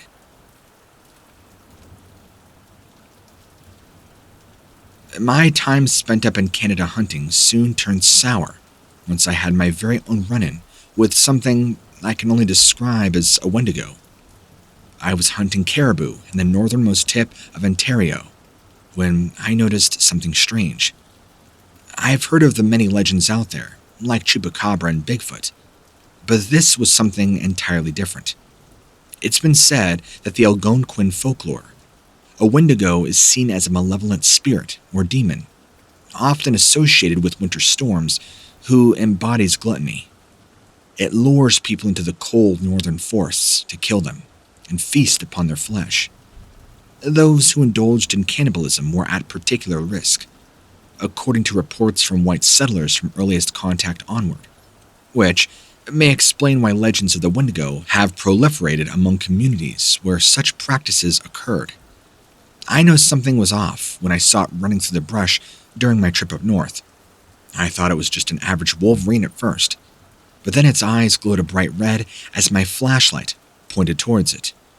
They were vicious, an unnatural feeling that did not seem to match this region of land, not even close to the harsh environment around us. At first, I thought it was a wolverine, but I realized this was not the case. It appeared to be about 5 feet tall with thick brown fur and piercing red-yellow eyes. It had claws for hands and large sharp teeth protruding from its jaws, which looked like they could tear open anything in their path. I was walking north on a trail where I began to notice an awful stench, similar to rotting meat and feces. This is when I saw it, or what appeared to be 2 legs sticking out from behind a tree, about 10 feet away from me. Suddenly, it uprooted itself, lunging at me with its sword-like claws that were dripping. I ducked just under them as they swung right at my face, where it would have been had I not dodged. I grabbed my rifle, firing 2 quick shots into its chest, but it didn't even seem to faze it as it lunged at me again, swiping for my head. This was something that has haunted Canadians for centuries, if not millennia. A Wendigo. It's said that wendigos are spirits that possess an individual, consuming them with greed until all their fat is scavenged, and only bones remain before the wendigo moves on. Apparently, they could also shapeshift and take the form of animals, or any their form they want. They have a hunger for human flesh that is never ending, driven by the ultimate desire to consume. Wendigos, I learned from many of the Algonquin tribe, are vicious, and they will not stop no matter what. Anyway, so I shot this thing again, and I noticed this black ooze from the wound on its side. Obviously, my shot had taken effect. I was beginning to run low on bullets, so I ran and took cover behind some trees while it closed in on me.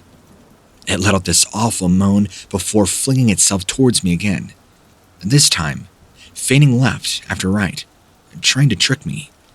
The look of hunger and hate in its eyes made my blood curdle like milk left out of the fridge too long.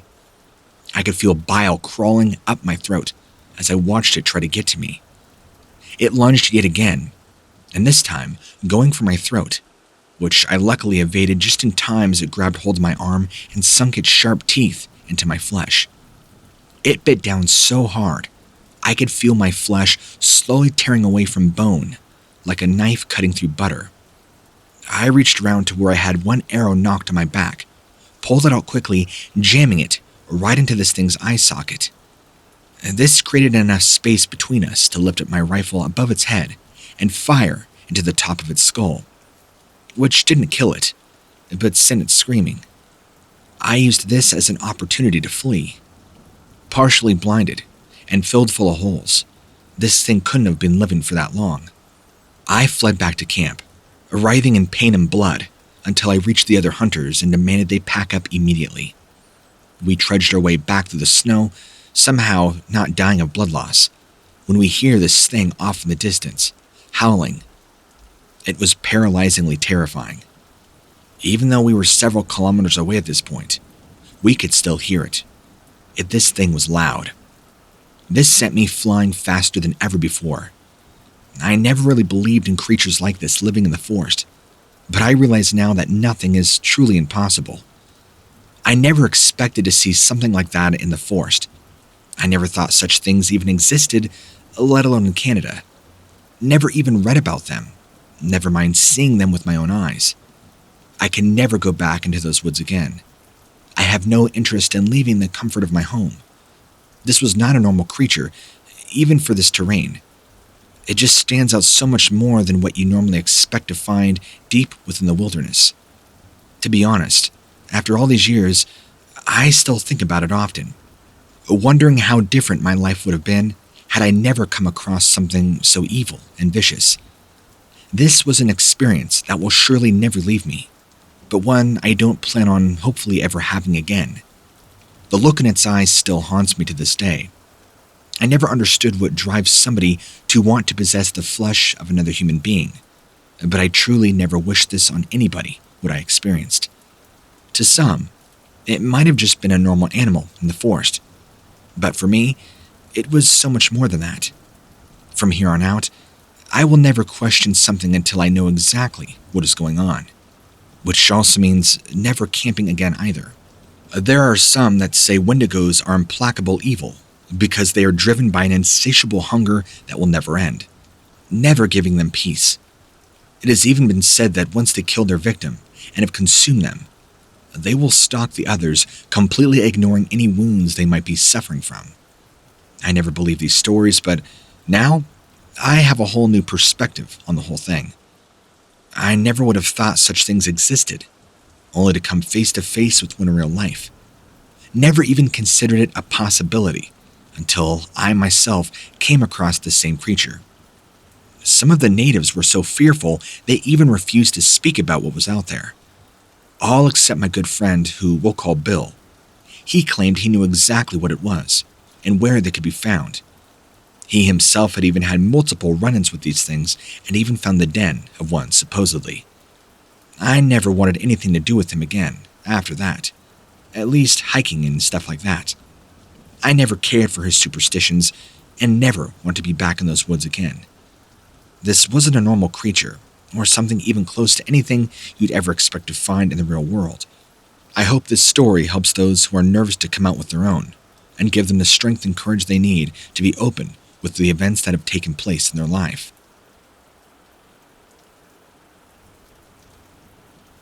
I've been wanting to share this story for a while now. I've received it from a friend who does a lot of investigating in cryptid sightings and reports, specifically in the southwestern region of the United States. You wouldn't believe all the paranormal stories and sightings that occur down in this region alone, from Southern California all the way to Western Texas, and even up to Idaho and over to Southern Colorado. Stories involving demonic entities haunting people, seeing strange horned beasts and cryptids off in the desert night, large black felines, and worse. There seems to be a large upswing in Bigfoot sightings too.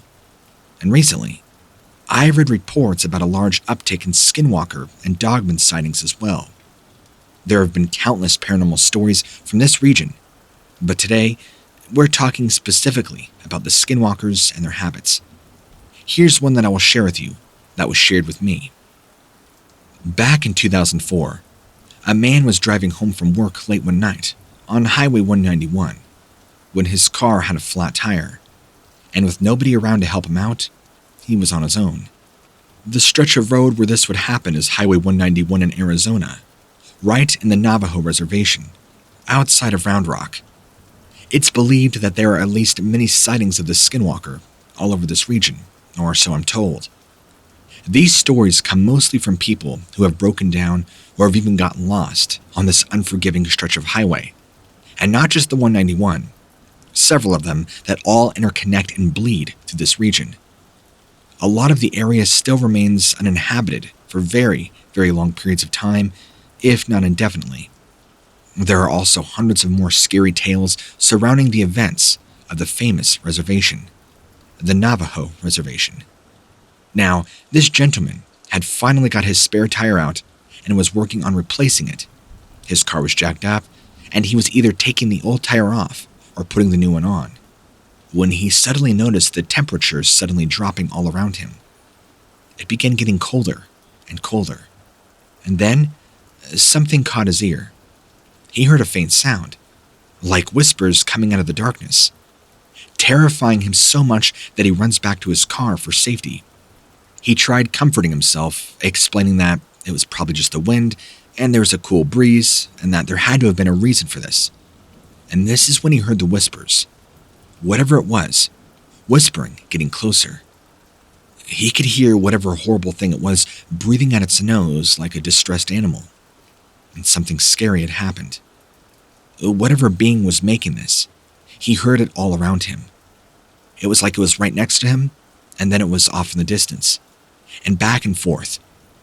He started to hurry again, getting out of the car and getting this tire on now. And as soon as he got the next tire on, he noticed yellow eyes glinting in the darkness. He looks over and sees this being, barely visible, only about 20 feet away from him in the night shadows, a long set face with yellow piercing eyes. He flies into the car, slamming on the horn, in hopes it would drive this person away. But this thing did not even move an inch. He began to hear terrifying noises, a growling, and his heart pounding like never before. And he saw the face of this thing that looked something right out of a horror movie. He was in complete shock when looking at what one could only be described as the most horrifying face he's ever seen. He said it was gray and wrinkled dead skin, pointed ears set deep within its skull, fangs dripping saliva. He explained it in detail. Whatever this creature was, it had no problems communicating, because immediately after seeing him there on the side of the road, it spoke to him. Not in voice though, but telepathically, as demonic creatures usually do. It explained to him it was going to kill him and make him suffer. He was so petrified, he urinated all over himself. And before this thing could try and get into his car, another vehicle shot over the horizon, flying in his direction, driving this being away. Help had arrived, and as it turned out, it was actually a Navajo medicine man who had been praying and knew that he was sent out here on a mission from God himself to rescue this lone man from evil. The medicine man explained to the man that he had been sent here to help somebody from evil, and that somebody was him. He told him that the spirits had communicated and told him there was somebody stuck that needed help on this exact road. Wouldn't you know it? And that's exactly what had happened. He should have been killed by whatever it was lurking in the shadows before being rescued by the medicine man. The explanation didn't stop there, though, because ever since then, terrifying things continue to happen, including horrific dreams, being telepathically communicated to by him, by something that is desperately trying to get into his life and tear him down. The medicine man even thoroughly explained to the man that had he not shown up, this thing would have taken his soul. When you escape something this horrifying, with something evil like a skinwalker, out in the desert of night, on Highway 191 outside of Round Rock, nothing else matters anymore. The only thing that mattered was realizing the skinwalker's true form and what a terrifying experience it all had been. I realize this is a very long email, but after talking with a friend who had many similar skinwalker encounter stories, I felt the need to share this one. Things like this have been going on all throughout the reservation, and many of the natives refuse to talk about it. They're afraid of being shunned and also inviting this thing into their lives. And this isn't just Navajo exclusive. Many tribes all over the US and even into Canada report similar evil shape-shifting beings. Remember that a skinwalker is specifically a Navajo witch who practices black magic. It's the worst thing you can become if you're a native. It's very difficult. Mastering that style of witchcraft involves doing many dark things, severe dedications like murdering of a relative, and other dark practices. There's a reason why they are shunned away from the tribe, and many of them refuse to talk about it.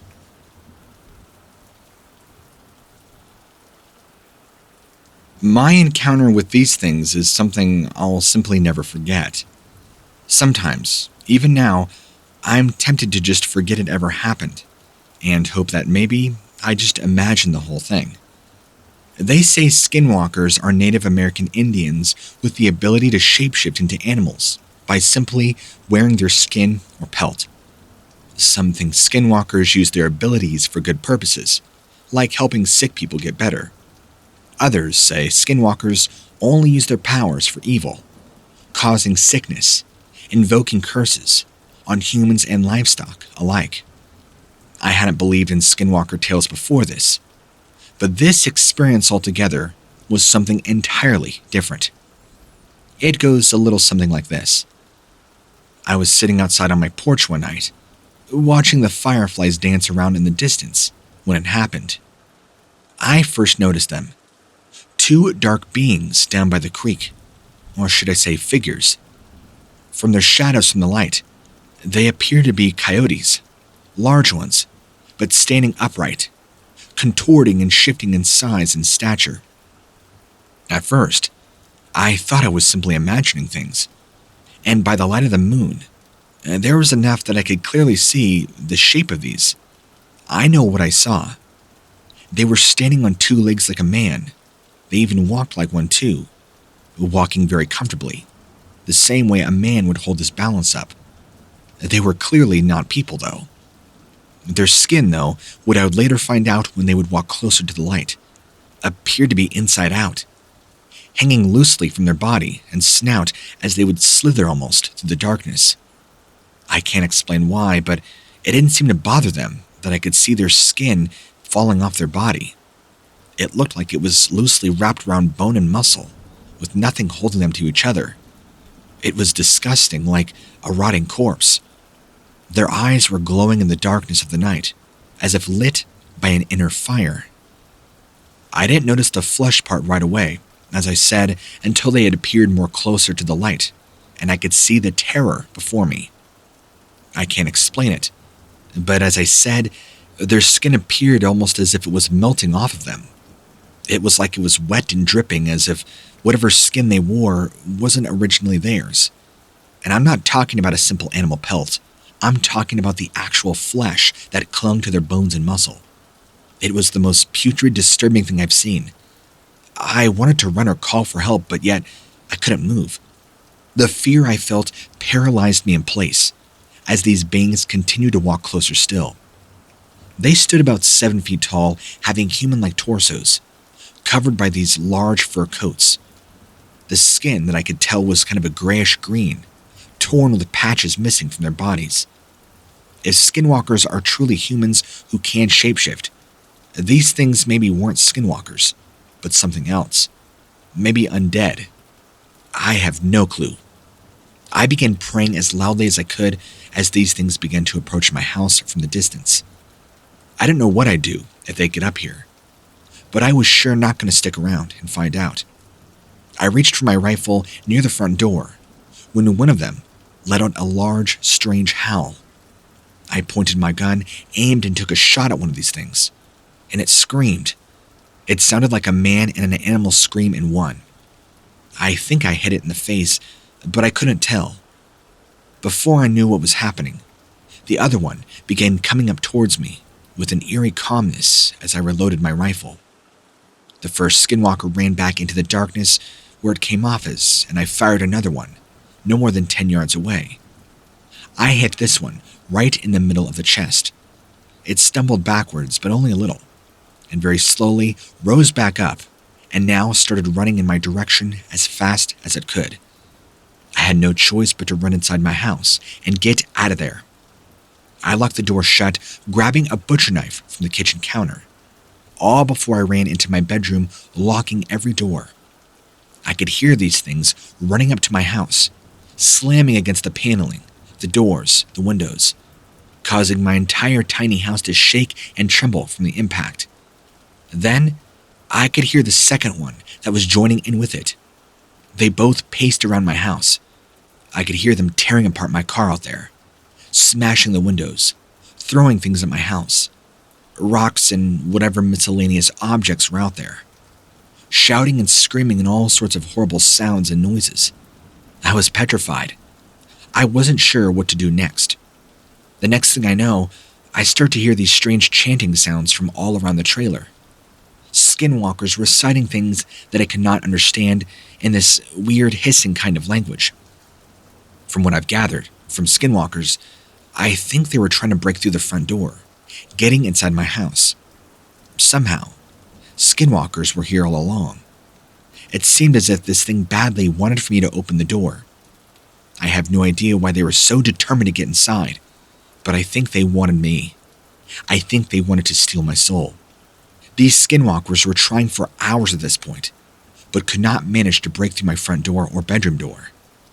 Every time they did something, like be banging on the walls of my house and shouting, they could hear where I was, and they'd stop trying to break through. This went on for hours with them trying to break in, and all I could do was sit and be completely scared by what I know what would happen if they happened to get in. I would be dead, and there would be nothing left of me. They would tear me limb from limb if they could. I had no idea what time I was dealing with. This went on for hours until sounds began to completely quiet down. However, even the crickets outside had gone completely silent since this whole thing started, and they had not started back up. It had become so unnaturally quiet, like they were lying in wait for me to make the move and expose my vulnerability. The next thing I know, I heard a loud but subtle howl from what sounded like just right outside my house, from where these things were standing before. I could see shadows moving around in the front window, and it felt as if someone or something was looking inside my house from out. I realized these things had never gone away like I initially thought. Instead, my second thought was right. They had been waiting and watching for the right moment, until I was most vulnerable, for them to try and break in. And in that moment, they were both peering through my window to see if they could see where I was. I happened to see what one of them looked like, and I regret ever looking. The face that I saw peering through the window reminded me exactly the way I described the flesh earlier. Decaying, skeletal. I must have fallen asleep at some point from the sheer exhaustion of fear, because when I came to, there was daylight outside. Completely apprehensive and still nervous, I listened quietly, and I could very faintly hear birds chirping outside and wildlife bustling. I got up quickly and ran outside with my rifle in hand. Didn't see anything. My car was badly trashed. All the windows were shattered, and the doors looked like the bear had attacked them. And there were these strange symbols carved into the ground and on the sides of my trailer. They appeared to be etched in with claw marks. What I don't understand is they trashed my car, tore metal, and shattered windows, but yet they couldn't break down my door or shatter my windows to my house. It makes me believe that this whole thing was an intimidation tactic, a way to terrify me. Because if they really wanted me, I believe they could have. I was not going to risk this for a second night in a row, so I decided to go spend the rest of the day and night at my brother's house, who lives 2 hours away from here in a more populated portion of the state, somewhere I would deem safe compared to here. I called him up later that afternoon and explained my situation thoroughly. I could tell he didn't really understand, but was more than willing to have me come and stay with him for a few weeks. So I spent the next 3 weeks over at his house, mostly just trying to keep from coming back out of fear. I'd only gone back to my house about 2 or 3 times in the weeks, and it appeared that no extra damage had occurred. I finally began going back, and was finally now back full time. Nighttime was extremely eerie. No crickets or nothing. You could hear a pin drop outside, and feel just this evil around. However, I feel confident in saying that I never had to deal with these things afterwards. Sometimes it really upsets me that I don't know what to do about this. Sure, I have the proof of the damage, but it's not enough for anyone to believe it or hope to help me. It has yet increased my paranoia around strangers, and I'm constantly expecting them to show up at my house after dark. It even makes it hard to sleep at night. It feels as though these things wait until it knows that everybody else is asleep, and then tries their hardest to break in. And it took quite a while for me to be able to adjust going outside at nighttime without being completely scared out of my mind. I still feel nervous sometimes, but nothing like before. I've tried to do some researching as to what I'm dealing with here, and I have to be honest. I believe, after what I've read, that these are indeed paranormal entities of some kind. I know that it is most likely a skinwalker now, which at the time I did not, but these things are demons. They could take the shape of any animal or form they want. I guess they're said to be a witch like in nature, and they gain their power by sacrificing humans or animals. I've never done it, of course, but I feel it should be possible to kill it with fire. It seems that fire can purge or purify anything. I'm still not sure what these things are, other than just plain out terrifying. But at least now I think I know how to keep them away for good this time. If it does decide to come back around, well, I'll be ready. This encounter has stayed with me for so long. It even still feels surreal just talking about it. I guess it has mostly just given me a different perspective on life in general. It makes you wonder if there's more out there that we can't see. My brother and I love to camp. So when he got his first car, we used that to explore the depths of the forest. There were many trails that went very far, and we've been doing this since we were little. But of course, now we've had the transportation to do what we wanted to do. We increased our boundaries and more. This particular time, our destination was a cabin, about 10 miles deep into the wilderness, but it felt like much more. That itself turned out to be a wild adventure. So we set our sights on actually going to a different state and going to different forests and sections. On this occasion, my brother and I had gone exploring in the northern section of Pennsylvania, a period due to the lush landscape we had been wanting to camp out for a long time, and now we finally got our chance. We had probably trekked out about 6 miles into the nearest trail and decided to call that camp. My brother and I had just made camp for the night, and we were getting ready to settle into our tents. We had the fire roaring, and were actually drying off our socks because we ended up stepping into some water that was deeper than we originally thought. I was busy stuffing a protein bar in my face while he was getting some water for the canteen. This was right around the very first moment we heard something strange off in the distance. Immediately, I recognized the noise as a voice that sounded familiar to my brother and I. I looked over at my brother, who was looking back at me, and we both kind of gave each other these puzzled looks as to what it was that we were both hearing. We looked back in the direction of the voice that we had heard, realizing this voice we were hearing, to our disbelief, was the voice of our deceased uncle. As we had heard our uncle's voice calling to us deeper in the forest, beyond the roar and light of the fire, deep in the distance behind where my brother and I were looking, there was a strange black figure, looming very far off into the woods, past the clearing but still visible. The hair on both of our necks stood on end. We had no idea why somebody would this be far out in the middle of nowhere, imitating the voice of our dead uncle. Did somebody who knew us follow us out here? How would they be able to perfectly imitate the voice of our dead uncle?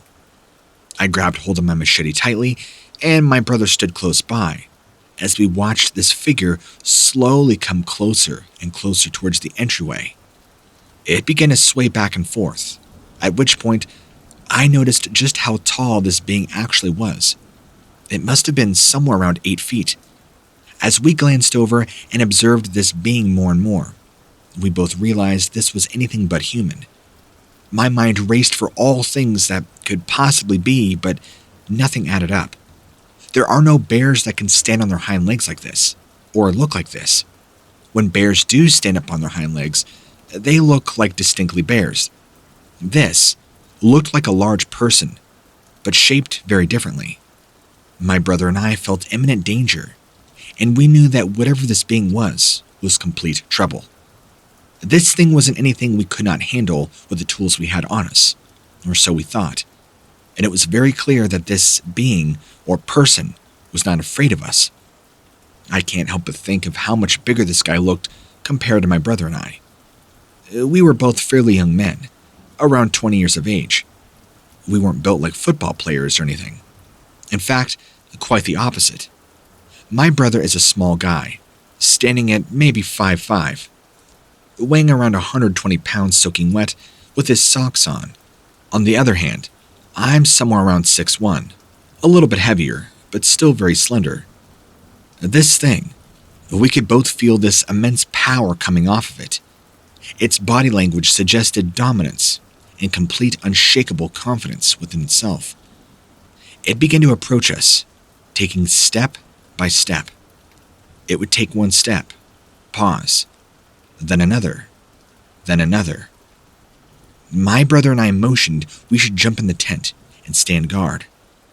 As we did this, the forest around us, filled with crickets and nightlife looming in, fell completely silent, and it began to grow increasingly dark very, very quickly. My brother and I sat there clutching our weapons, ready for the next thing that was going to happen. But nothing did. We sat there and we waited, and we waited, waiting for whatever person this was to approach us. After what felt like forever, I opened the tent flap and peeked outside. Our fire still roaring, and it was now a lot darker out. There's no way the sun could have gone down that quickly. It had been no more than 7 or 8 minutes since we first laid eyes on this person. Well, I couldn't hear it around or see it, but you could feel this eerie presence surrounding us. It felt like we were being watched. I was afraid to leave the light of the fire, in case whoever or whatever this was waiting. This thing, it didn't feel like a person at all. Something much bigger and much more powerful than anything I'd ever felt before. I knew this wasn't human. It wasn't exactly a spirit. It was something else entirely. Whatever this presence in the darkness was that we were feeling, we knew we couldn't just sit there and wait for it to move in on us. My brother was shaken up, especially having the memories brought back of our uncle, whom he was much more close with than I was. Were we being haunted? Was something happening like a ghost encounter? Were we being attacked by a demon? It was something none of us knew how to explain. This thing, whatever it was, felt like pure evil. It didn't feel like any man-made or natural evil I'd experienced in my life. We were dealing with the worst kind of evil you can imagine. Something most definitely paranormal. But my brother and I sat there, held our ground for as long as we could, just waiting for the night to end. We figured we would take shifts on staying awake just in case this thing decided it would come back and try to break in. I want to reiterate here that we had no idea what this was. The thought of this being some sort of supernatural entity didn't even cross my mind in the moment. I had never dealt with ghosts before or hauntings whatsoever. In fact, that topic was so far out from my day-to-day life. My senses were so heightened and I was full of adrenaline. I was ready for full-on war. I think I gripped my machete so hard, I probably caused blisters on my hands. After what felt like an eternity, both my brother and I waited for the sun to come up. After what seemed like forever, I noticed something odd. The wind had picked up, but it was dead silent. Only the slow crackling of the fire. Everything slowed down, including our breathing, and we sat there awake, guarding the tent. The next thing that happened made me feel sick to my stomach. It was extremely gentle, almost as if whoever this being was did not want to wake us, although we never fell asleep, which is why it came upon us during the night, maybe in hopes that it knew we would fall asleep, and therefore being completely untouched and vulnerable. I heard something off in the distance. I couldn't make out what it was at first, but it came close, and I could tell they were heavy footsteps. The being didn't want us to wake, so it walked as quietly as possible. I could hear it trying to be quiet. So I held my breath, looking over at my brother, who I thought had heard it too. He also had stopped moving. Everything got really still again, almost like this thing, whoever or whatever it was, could read our minds and knew that we would sense something coming our way if we tried to get up and run.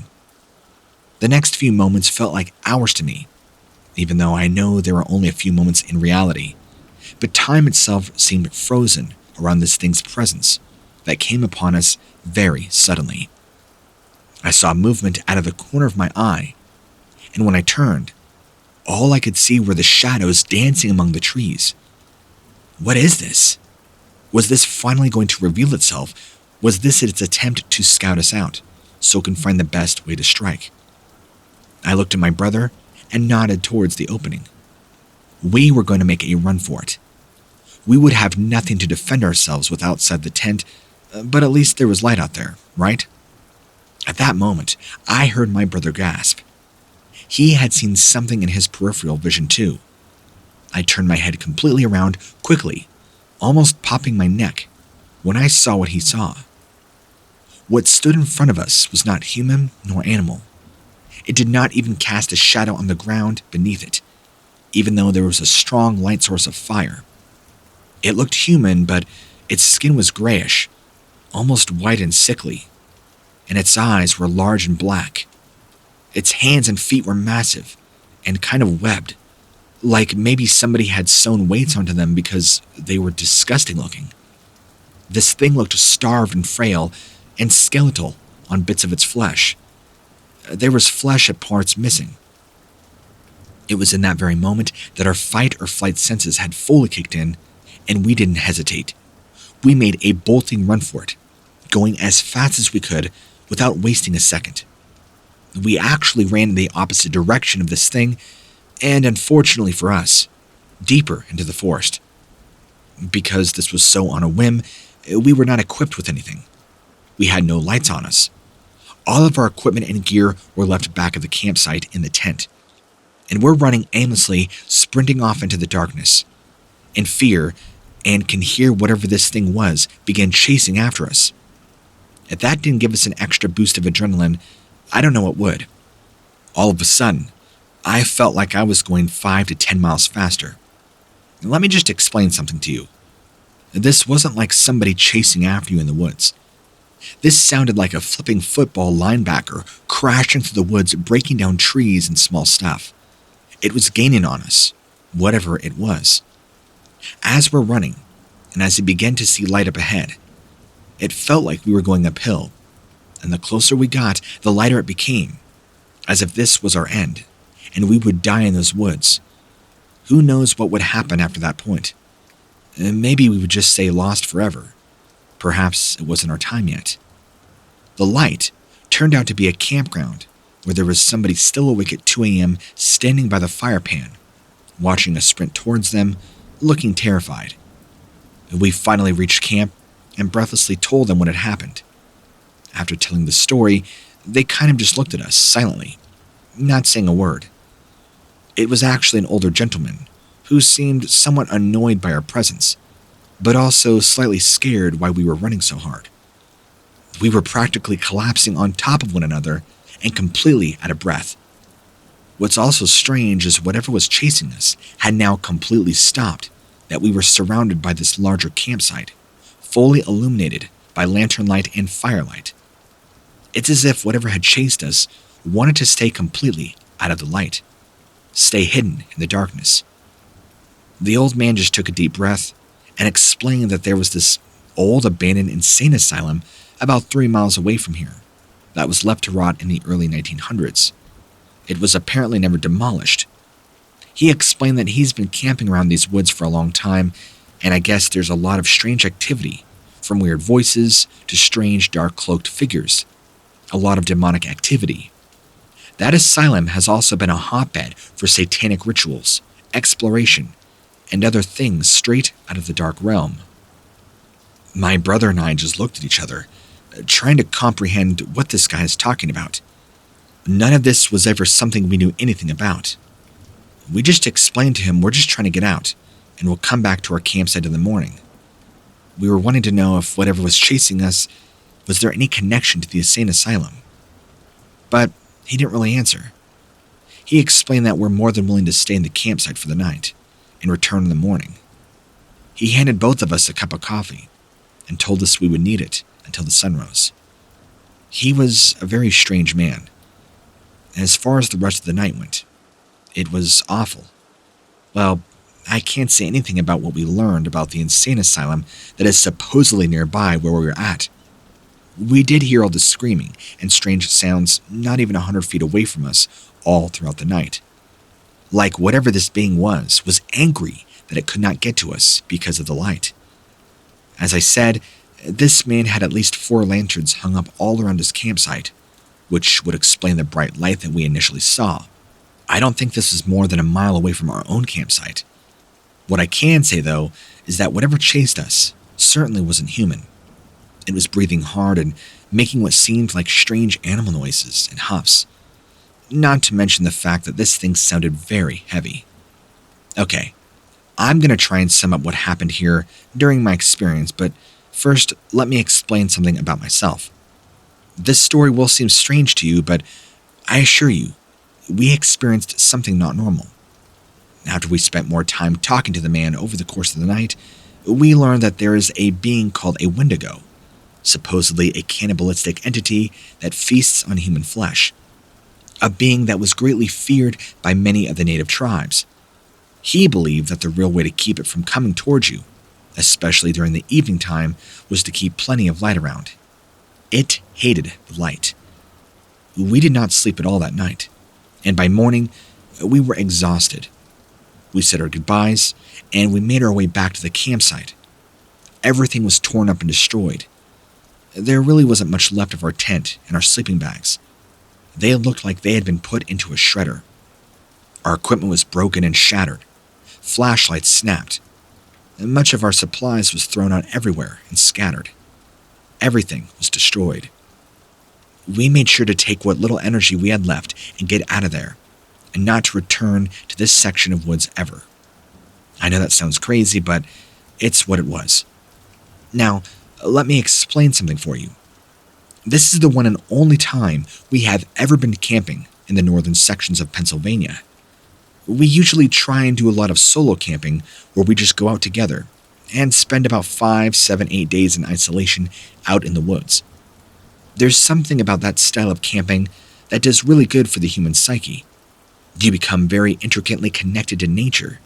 And while this was not the first time ever doing this for us, this was our first time encountering something this abnormal. We decided to put our heads together and try to do a little bit more research to see what we could uncover of this supposed Wendigo cryptid. What we learned about this being was quite disturbing. We tried to learn anything we could about an abandoned insane asylum, although we could not find much on it. My brother and I never actually went exploring for it, or found it ourselves. So for all we know, that old man could have been lying and making it all up. The only other connection I could really think that goes hand in hand with what we went through is that I know Pennsylvania has a very high amount of witchcraft. I don't know if the two coincide with what we saw and the satanic rituals, but it makes you wonder. After all of this, of course, we don't go camping in this section of Pennsylvania anymore at all. In fact, we don't even travel that far anymore. We stay more in southern Ohio, and more towards the east if we can. I still don't know much about cryptids or cryptozoology, or whatever you call it, or even wendigos for that matter, and either does my brother. I don't really care. What we experienced was more frightful than I would ever want anybody else to experience. This, however, will not deter me and my brother from camping and enjoying ourselves out in nature like we love to do.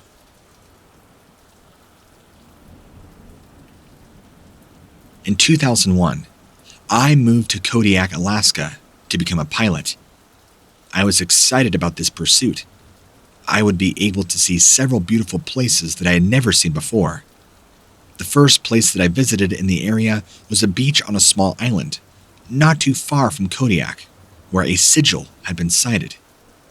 This was an animal sigil that had only been seen apparently once by a guy named Frank who lived around there and told people about it. The sigil had been almost completely washed away during the waves of the tide, but it still gave off a very dark presence when you were around it. The sigil, of course, wasn't necessarily scary though. It was what happened after you saw it. The sigil kind of gave off this vibe that made you feel like if you didn't leave, something horrible would happen. I had heard about this sigil before. I'd even gone there, so I was expecting something pretty creepy. But seeing the sigil in person still gave me a very uneasy feeling because of how eerily accurate it looked compared to what I had heard about it. I, of course, had met Frank with myself and spent quite a bit of time talking to him about the sigil that appeared. He said to be very careful around it, that it attracted a dark energy you do not want to be anywhere around. He also then began asking me about Native American legends and lore. I asked him why. He explained to me that this sigil was put there by a Native American witch, also known as a shapeshifter. He asked me if I have ever heard the term Skinwalker, and I had not. He explained to me that there were shapeshifters who possessed the power to wear whatever animal pelts they wanted, and they were able to shapeshift into those animals. This shapeshifter being was responsible for the sigil placed here, and if I was to go around it, looking at it, messing with it, or in any way disrupting its power flow, I would be invoking the wrath of darkness, or the Skinwalker. I needed to be extremely careful. He said that this witch's eyes were on this thing at all times. He also went on to say that this sigil might be related to sigil sightings in the state of Utah, where there had been more hikers disappearing and more witches. I thanked him for all this information, but after mulling it over in my head for a couple of days, I decided that, you know what, Frank was just telling me these things because he wanted to scare people away from messing with it. The sigil that was carved into the side of this large rock seemed harmless enough, and all this talk about being spooky magic, well, maybe it was just that. So one day while I was up there, I decided to bring a few friends with me to take a look at it. We drove out there and were going to spend the day just hanging around, exploring. We brought food, drinks, etc. We're going to be hiking and exploring all around all day, and we finally made our way to the sigil near the end of the day. It was a gorgeous day, and we weren't able to get too close to the sigil, at least during the lower part of the day, due to the high tide that was coming in. But when we were finally able to get out there, we just stared at it for a while. My friends were joking around about all this weird sigil stuff, and one of my buddies dared me to go scratch on it with a rock. I couldn't help but remember what Frank had told me, that I should stay away from the sigil, and it would probably be very safe not to even touch it, let alone get close to it. My friends, of course, thought the entire thing was one big joke and that I shouldn't even waste my time listening to old Frank. My buddy handed me a rock and said, "Dude, just go for it." I kid you not. Before I could even take a step over in the direction to do anything, you could literally feel the air around this thing change. Things got colder, the wind suddenly becoming harsher, and this unsettling feeling washing over us the same way tides came crashing in on the shore. It's like this presence just enveloped the entirety of the region. Even my friends noticed it. I saw the expressions on their face change from laughing to a serious one. Some of them were already looking around as I was the source of this change in atmosphere. My one friend grabs my hand with a rock in it and says, maybe this isn't such a good idea after all. We should probably just go." Bad. The friend who handed the rock said, "Nah, let's do it." He grabs the rock from my hand and briskly walks over to the sigil, which was now only roughly about 25 feet away from us in the sand. The sigil was carved on a large rock that was sitting on the shoreline. My friend walks up to the sigil and, without hesitating further, throws and chucks the rock right at it. I saw it hit the sigil, and as soon as that happened, this deep growl, this guttural sound pierced all throughout the woods all around us, so loud it would have made your ears bleed if they weren't stopped up because of how deafening this was. My friends look around even more frantically than before for where this sound might have been coming from, while me, I was staring right at the sigil, trying to figure out what direction the sound had come from. And it sounded like there were multiple sounds moving towards us now very quickly from the woods. We all stopped and began frantically looking around again at the source of the noise that was now quickly coming after us. It reminded me of an army approaching through the woods in our direction, and my friend who stood on the shoreline, who had just thrown the rock, looked scared crapless. His face was white, and all the woods behind us were waiting for something to come. It sounded like many large things coming in our direction. We just glanced over at each other and said, now would be a good time to leave. I don't think we've ever ran so fast in our lives. We all took off running towards the car with these sigil-covered woods chasing us, like some demon-possessed forest. It was like something out of Evil Dead. It sounds ridiculous, but that's what it was. I'm not sure what or who was coming after us. None of my friends would stop me to ask. They just kept running until we all got in the car, and I think we piled in faster than ever have, like a clown car. And we drove out of there. It wasn't even funny.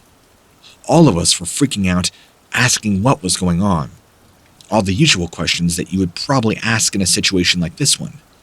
The rest of the time was just frantic chatter and fear. Even that night, as things calmed down, we had our own, more frightening experiences in the cabin. That night in the cabin was one of the most terrifying nights that I'll never forget. I mean, we had already had weird stuff happening in the woods. But for some reason, that night at the cabin was just pure insanity. We did not go to sleep right away, thinking that if these demonic spirits wanted us dead, they would have killed us by now.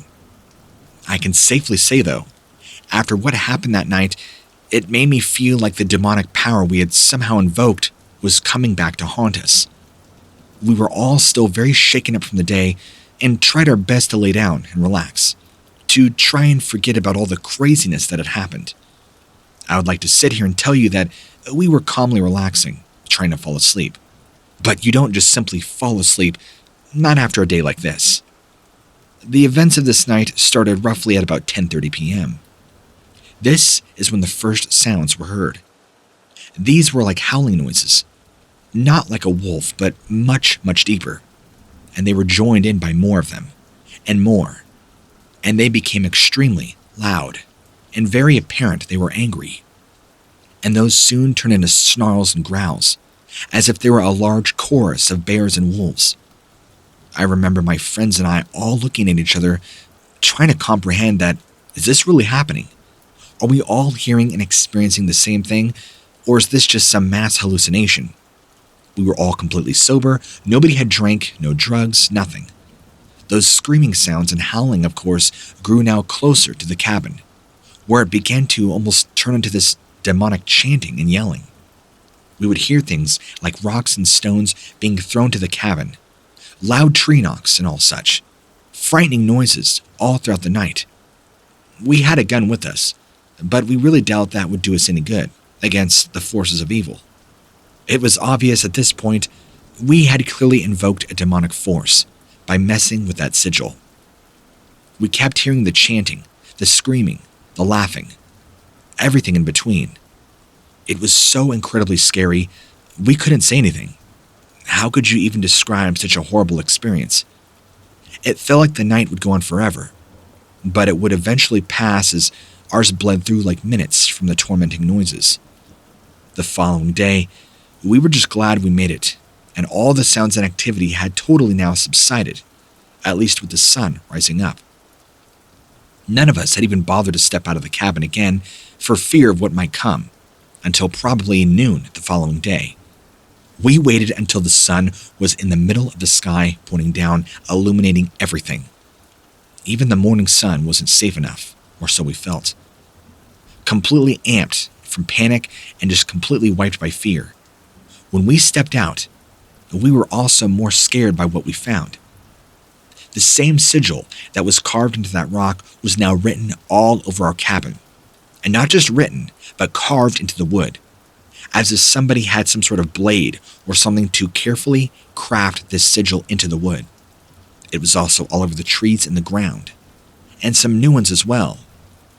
Something I want to add in real quick, that we also, when we saw this, we left as soon as possible. But we all experienced some pretty severe symptoms of sickness and disease after this. I'm purposefully keeping the names of all my friends that were involved out of this, just as an FYI. One of my friends with us during this ended up almost dying in the ER and getting severe kidney failure within 2 weeks of this happening. I, myself, ended up getting severe flu symptoms for 3 weeks following these events.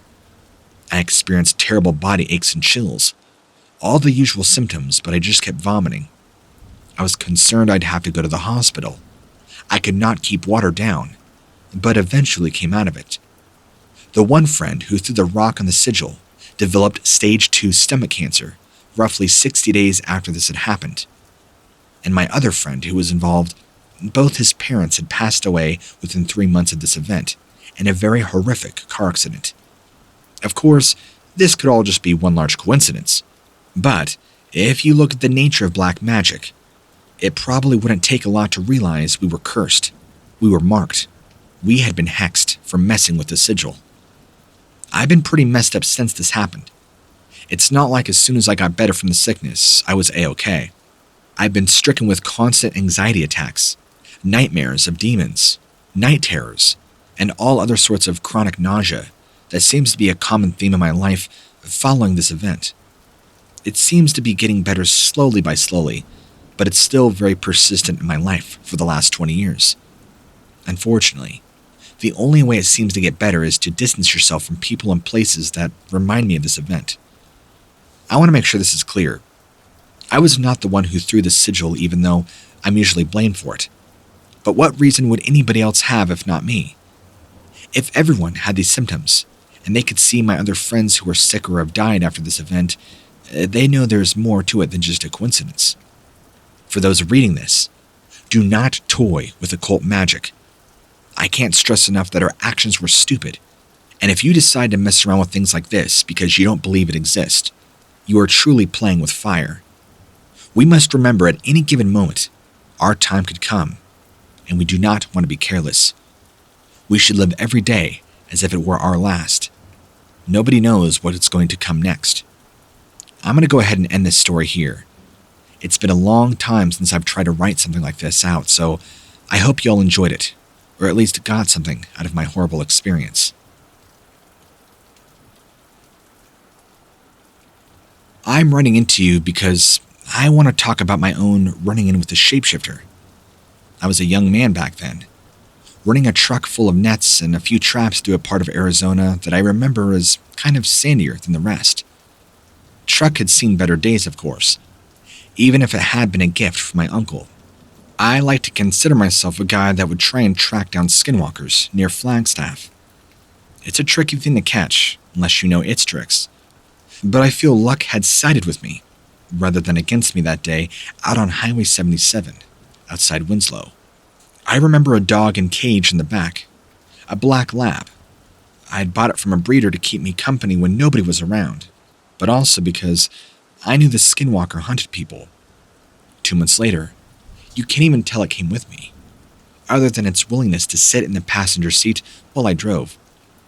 That's when I see something that looked like a man, or at least a skeleton wearing what looked like clothes that went out of fashion about 8 decades ago, standing out on a stone, probably 60 yards out. I wasn't sure what it was at first, so I called to it, and then it turned to look at me. Every muscle and fiber of my being tensed up instantly as I just see these yellow glowing eyes and a skeletal face staring back at me. I knew deep down in my core what I was dealing with was entirely paranormal. This was a Navajo skinwalker, a shapeshifter. It quickly stood up, and I felt every part of my being telling me I needed to leave now, as this thing slowly began walking in my direction.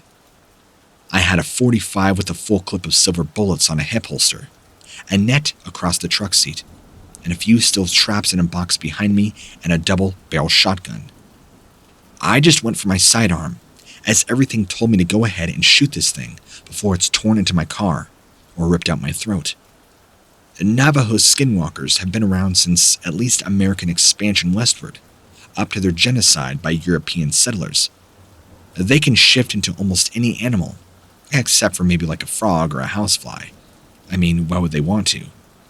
They're mostly violent, but some people say they're only violent if they're actually provoked. So I aimed my .45 right at this thing and took a shot.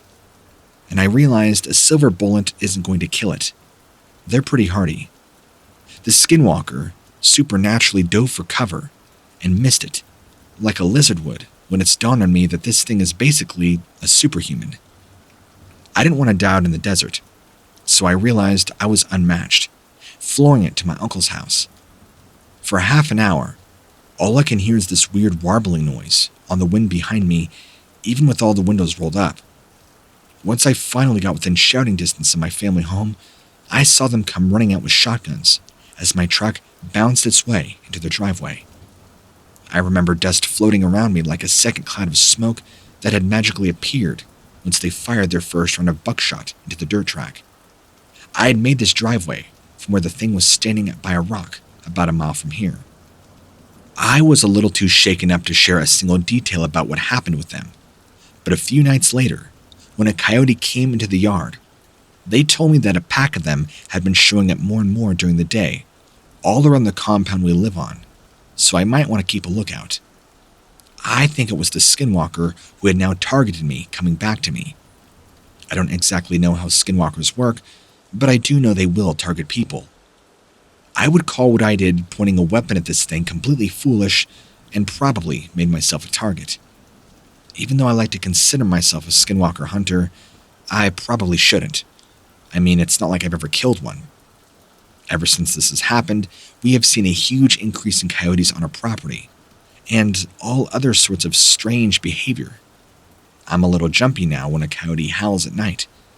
A little more jumpy when I see a dog stand outside, barking, and a lot more edgy around a full moon, knowing these things will operate in packs, and more horrifying, they will disguise themselves as a part of the pack to get in close to your house.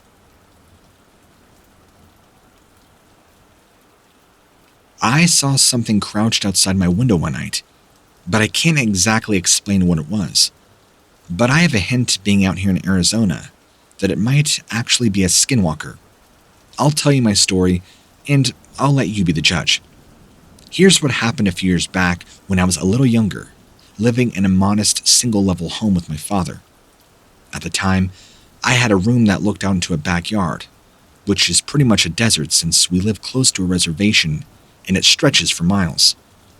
I was sitting at my computer one night, browsing whatever because it's what kids do nowadays instead of playing outside or talking to girls, when something outside catches the corner of my eye.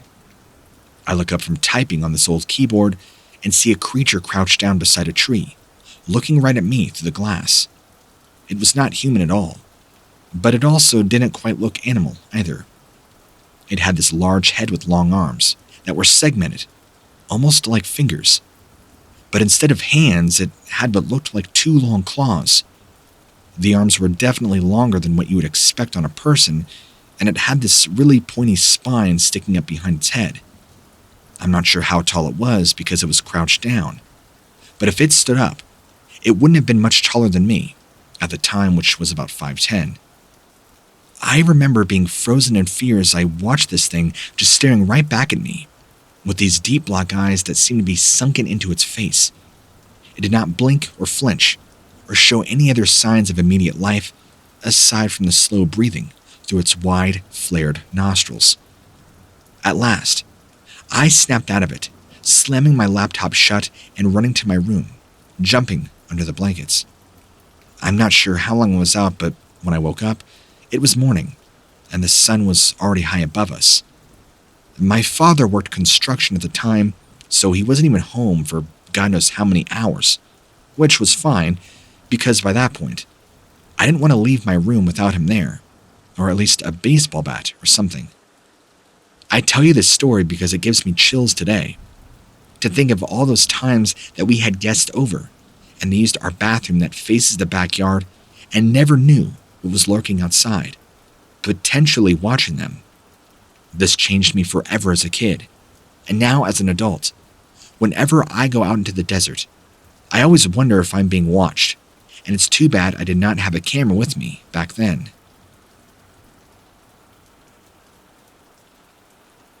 Okay, so I'm pretty sure that what I saw was a skinwalker.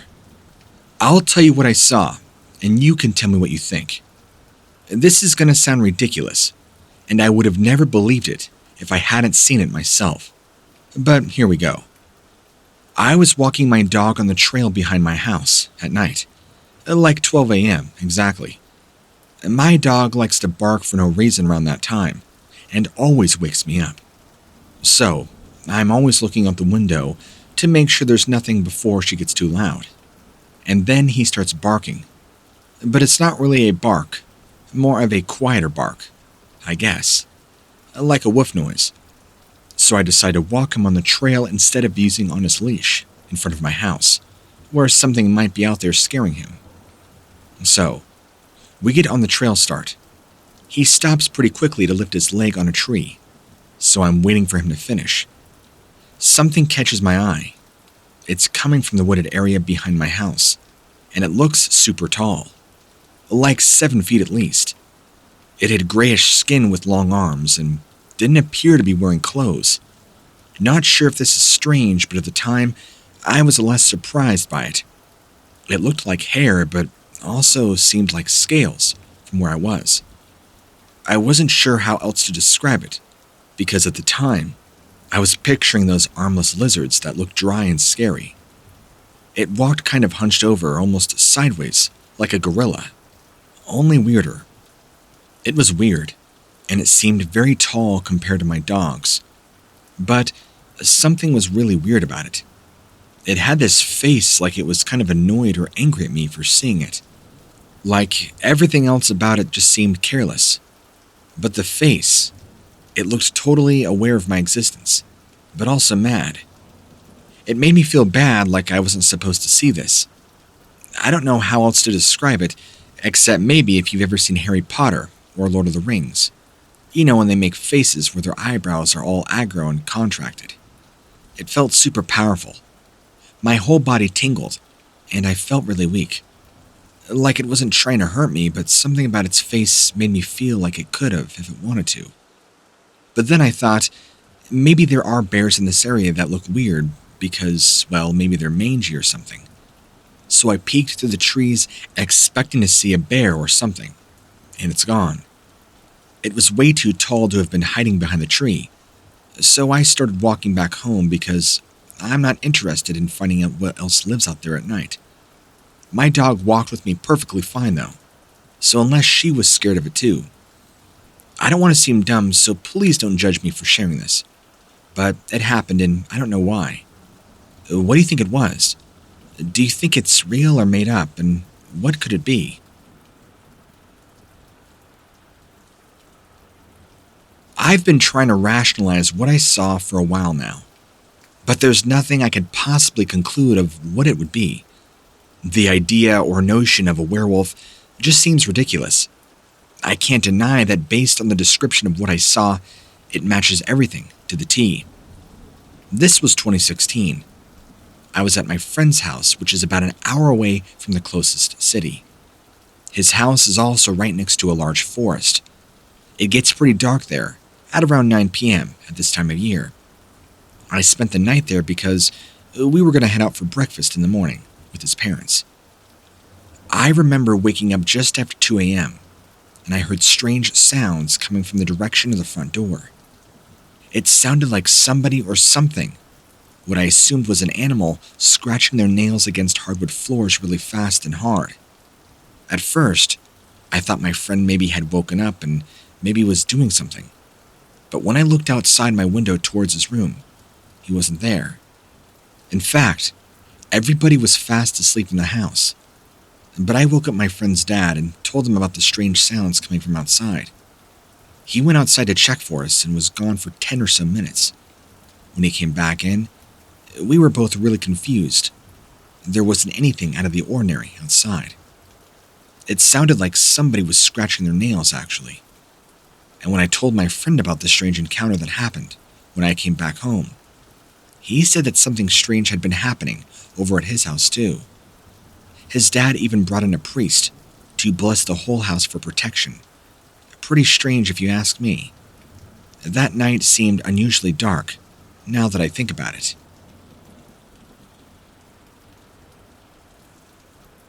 When I was 17, I had one of the most horrific experiences with my life, with something I never thought would actually exist, but does. I was home alone. The first thing I'd like to say is that the only reason you're getting this story is because somebody said it wasn't real, and I believe them more than my own memories. Because of their disbelief, they made me feel stupid for saying something so outlandish, but never once did it ever cross their mind that some people actually do believe these things. One night, after work, I had some time to kill before meeting up with some friends downtown. This was also in 2005. I stopped by our local grocery store, just off the res. It was still pretty early into the evening, and there was hardly anybody else around. As soon as I pulled into the parking space close to the front of the store, I noticed a tall black figure just standing next to one of those big road construction barrels. I remember thinking it was kind of odd, and it gave me a bit of an uneasy feeling.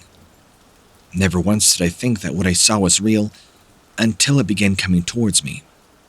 About halfway across the parking lot, this being looked down at my vehicle and then locked its gaze on me. Instantly, all thoughts about it being a person wearing a really tight-fitting Halloween costume went out the window. Once we made eye contact, I felt like everything around me was spinning, and stars were going in and out of my vision, as if I was going to pass out. But only for a couple of seconds, though. I began to shake uncontrollably, but only for the first couple of minutes. After that, I was fine and very confused. For some reason, I couldn't make myself put my truck in reverse and back up all the way out of the parking spot. It's like my feet were frozen. At that point, it was nearly halfway across the lot again. Something didn't feel right. As soon as it got close to my vehicle, I remember thinking, what if this thing tries to attack me through my window? So, once it got within about 10 to 12 feet away from my truck, I threw all my weight on top of the gas pedal and sped backwards really fast. This way I could get out of there. I checked all around everywhere on the vehicle. Nothing. I decided to look around the parking lot, go inside the store and ask if anybody had seen anything or knew what it was. As I turned back towards my truck, I saw the thing taking off across the parking lot with an unusual-looking lope-type gait, like a cross between a person running really fast and one of those big loping animals like a horse. It ran right across my path as if it didn't care whether or not it got hit. After that point, I noticed quite a lot of people all around town talking about this thing. And for about 3 years, I never went on the reservation after dark alone. But at night, when everybody else was out driving around on their way home from work, I'd sit in my vehicle, make sure all the doors were locked, while shaking.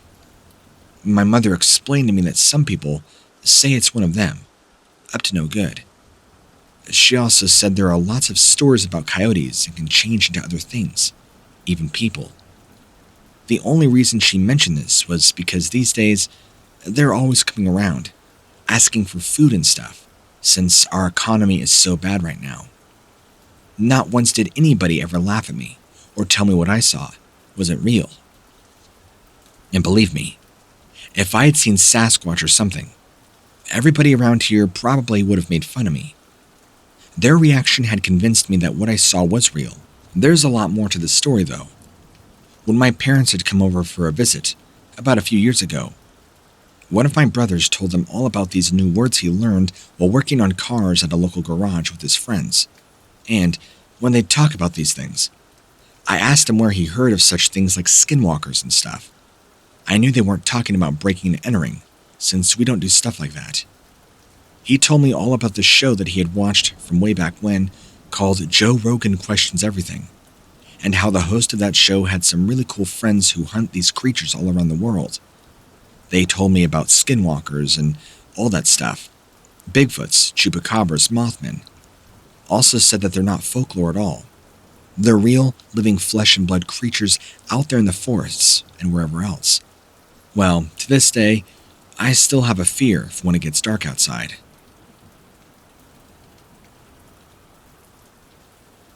Call me crazy, but I know skinwalkers are real. You want to know how I know that?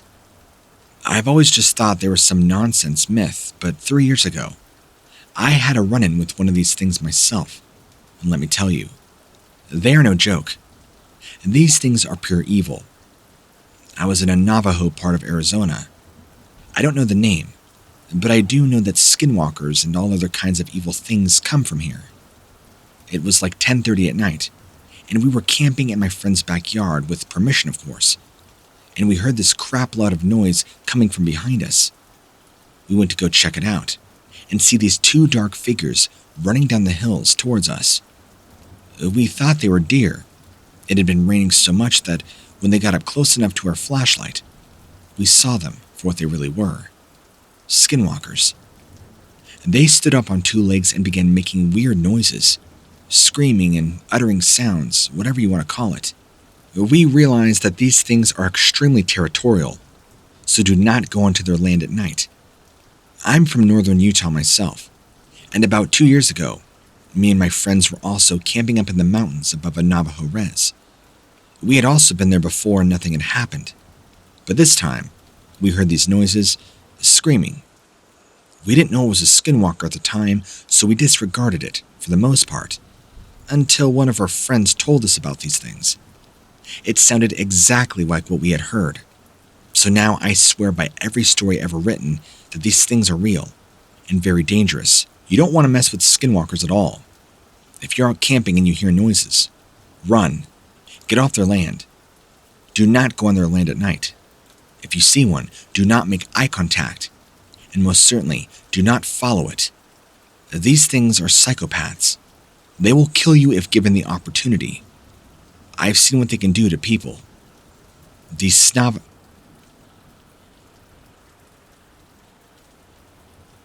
I was visiting some friends in northern Arizona, and we had the most wild night of our lives. It was like a nightmare come to life. We were all hanging out in the living room, with 2 of us on a sofa and 2 more on a recliner, watching a movie. And suddenly, our dogs start barking like crazy from the hallway that led to the bedroom.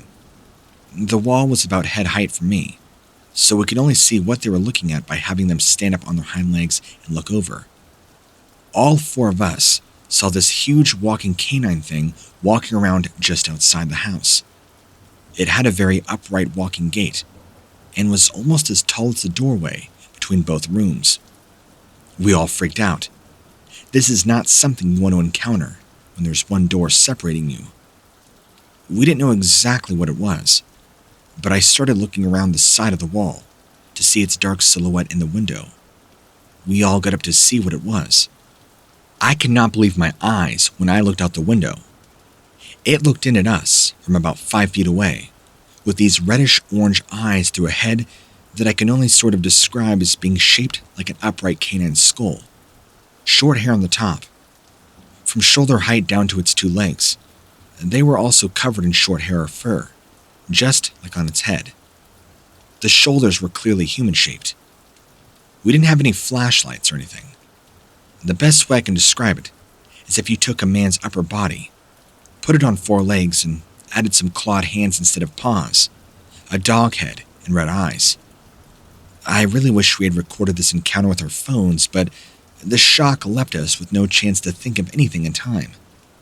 We stayed inside for what felt like an hour after it went away, too scared to even make a move or make any noise. That was definitely one of the most terrifying things I've seen, and neither me nor anybody else has ever heard of skinwalkers before, so that makes me wonder, could whatever being this is have been a skinwalker? After this, I reached out to a relative of mine who's lived in New Mexico most of her life. She's now in her later 50s. She actually told me a few terrifying accounts with these things after sharing my experience and stressed to me just how real these things are. She told me that they can just outright take over and change your body, and that her own grandmother had even had an account of these things trying to come into her home, trying to get into her room. Another relative of mine told me once she saw a skinwalker taking the form of a deer right before her. These things are extremely real, scary, and dangerous if you ever meet one. She told me about when she was younger and she would see these things, but she said it's not something you typically see anymore. Navajo have become hyper aware of them and are now doing practices to ward them off. She said that they would never tell outsiders about them, and that these things will do everything in their power to stay hidden. The Navajo apparently even have a long history of making pacts with dangerous non-human entities for power or protection. So, if the skinwalker legends come from those type of interactions, it's dangerous to assume that you can talk about it. I think this goes without saying, but I want to be clear. Don't mess around with skinwalkers or try playing games with them.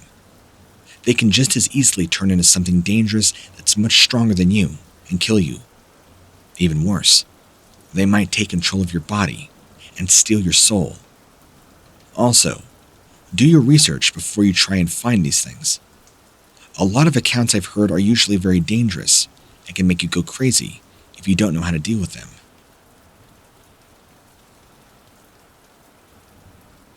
It's been 6 or so years since my encounter with the Wendigo, and since then, I have a hard time going into the woods by myself. I'm always scared and I'm freaked out by what may happen. This experience has left me terrified of being alone.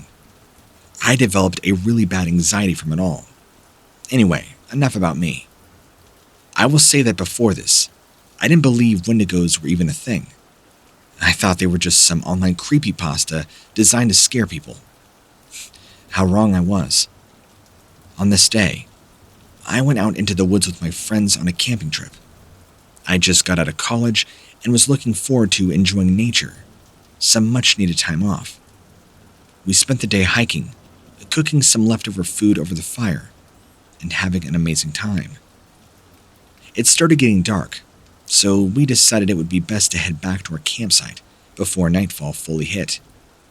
On our way back, my friend saw something moving in the distance behind us, deep into the forest towards where we came from earlier that day. There were 4 of us at this point. Me, my friend who first saw the creature, his girlfriend, and his older brother.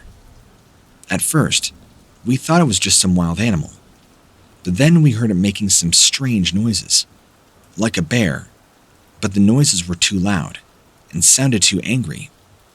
Then, we slowly saw the creature moving closer through the trees towards us. We were all terrified, fleeing back to the campsite. They led the way, and I followed closely behind.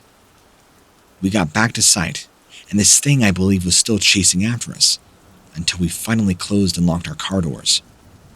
It didn't stop following us though. We could see its eyes glowing in the shadows from between our rearview mirror. Me and all of us were screaming like hell now because of how much this thing was coming after us. And we drove for about 15 minutes straight before stopping at the nearest gas station for finally calming down. Weeks after this incident, we were scared of Wendigos, but I myself tried my best to keep everybody calm and still claim that Wendigos don't exist. It was only until recently that she believed me. However, on the other hand, my other friend won't even go camping with us anymore. He's too scared. I have tried to do a lot of online researching about what these things are and all. I'm finding information on cannibals and how these things just want to eat the flesh of their victims. I'm not exactly sure why they eat flesh, but the only Wendigo story I've found is one about a Wendigo that wants to eat corpses. I think this Wendigo might have been a lost soul of somebody who died before. I mean, after all, we don't know. I don't know for sure, but it's the only thing I can come up with at this point. From now on, whenever I go camping with friends, I always make sure to bring something that I can protect myself with. Thanks for reading.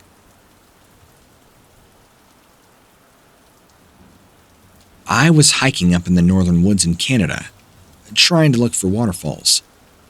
It was on this hiking expedition that I ran into what I believe was a Wendigo. It was around 3 a.m. and I was about to fall asleep, so I decided to do my business, make my way back to camp. I had my wapiti hound with me. It was still dark out, but I could see fine. I was digging a hole when I heard something running on all fours behind me at an alarming speed. Then, the wapiti hound let out this high-pitched whine and sounded like she knew oblivion was coming. As soon as this happened, there was nothing left of her but her collar. This creature had consumed her. The hound's name was Lily, and I have never been able to find a dog quite like her since. I'm just glad I escaped with my life. I don't know what would have happened if I hadn't been there to see that thing coming towards me. I may not be here today had that dog not been there to buffer. I was lucky, I guess. I ran as fast as I could for a few miles until I finally got the nerve to look behind me. I didn't see anything, but I could still hear its breathing when I'm in my tent alone at nighttime.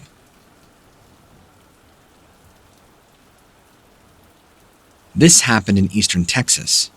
I was only 15. I was spending the summer with my grandparents in Texas. I got a paper route. I had to get up super early to deliver papers, so I would just ride my bike until I couldn't see any houses. This happened during June and July, when it was still dark out. Anyway, one morning, I'm riding along and I hear something behind me. I look back and I see this big, dark furred animal, kind of loping. I can only see it from the waist up, and I'm not sure if this should have been more scared on how fast it was running, or that I couldn't tell what the heck it was. I could only make out large forearms and its head like a dog.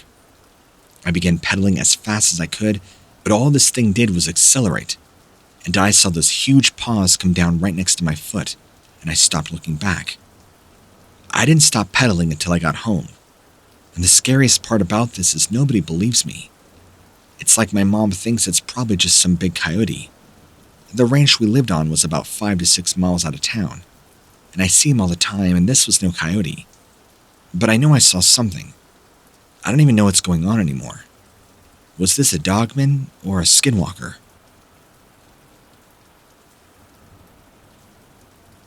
I'm an avid outdoorsman. I've seen plenty of animals in the wild, but I'll never forget this night. I'm still iffy about telling stories like this, but I had to share it with somebody.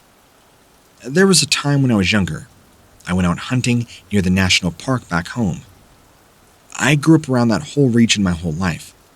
I know pretty much every inch of that forest. One thing you should know about me is I'm also very good at moving quietly through the woods. I don't even go hunting anymore because sometimes I feel like it's too easy. Anyway, we decided to break off from our group and move on to some deer trails where there wasn't many people going through. 'cause deer are smart, I guess. I had my sister's German Shepherd with me. We called her Scout. She's a good dog. We walked for about an hour. Well, I was walking. I let her run ahead of me. I didn't want her to get stuck in the brush while I moved on. I had about a mile or so on us when I heard commotion up ahead and saw what sounded like a herd of deer going through the woods. Probably more than 5. They were all running fast, and it sounded like they were making quite a bit of noise coming through the brush. So, being curious as I am, I decided to follow them. I called Scout to heel. I didn't want them scaring the deer.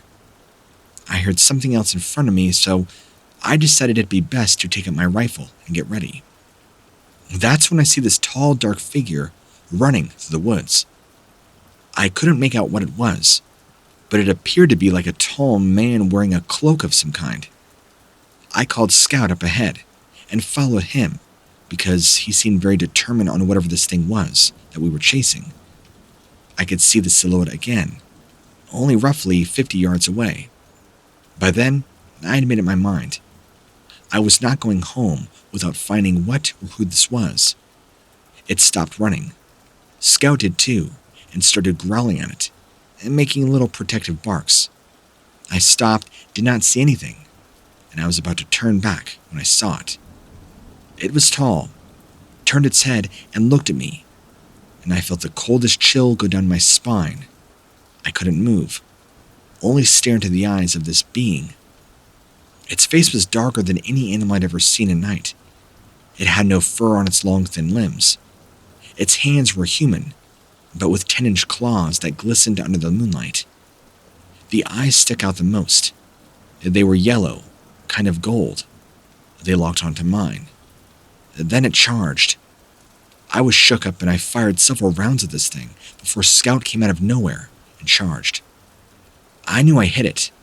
I saw a couple of shots break into it, and Scout was a good 30 feet ahead of me, jumping down on this thing.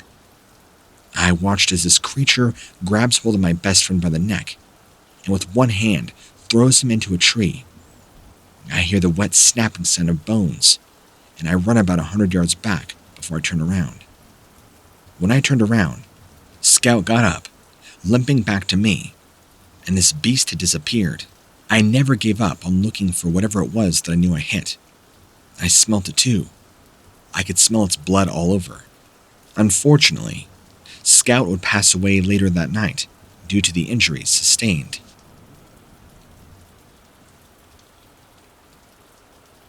I was out cutting wood with a friend of mine in northern Minnesota.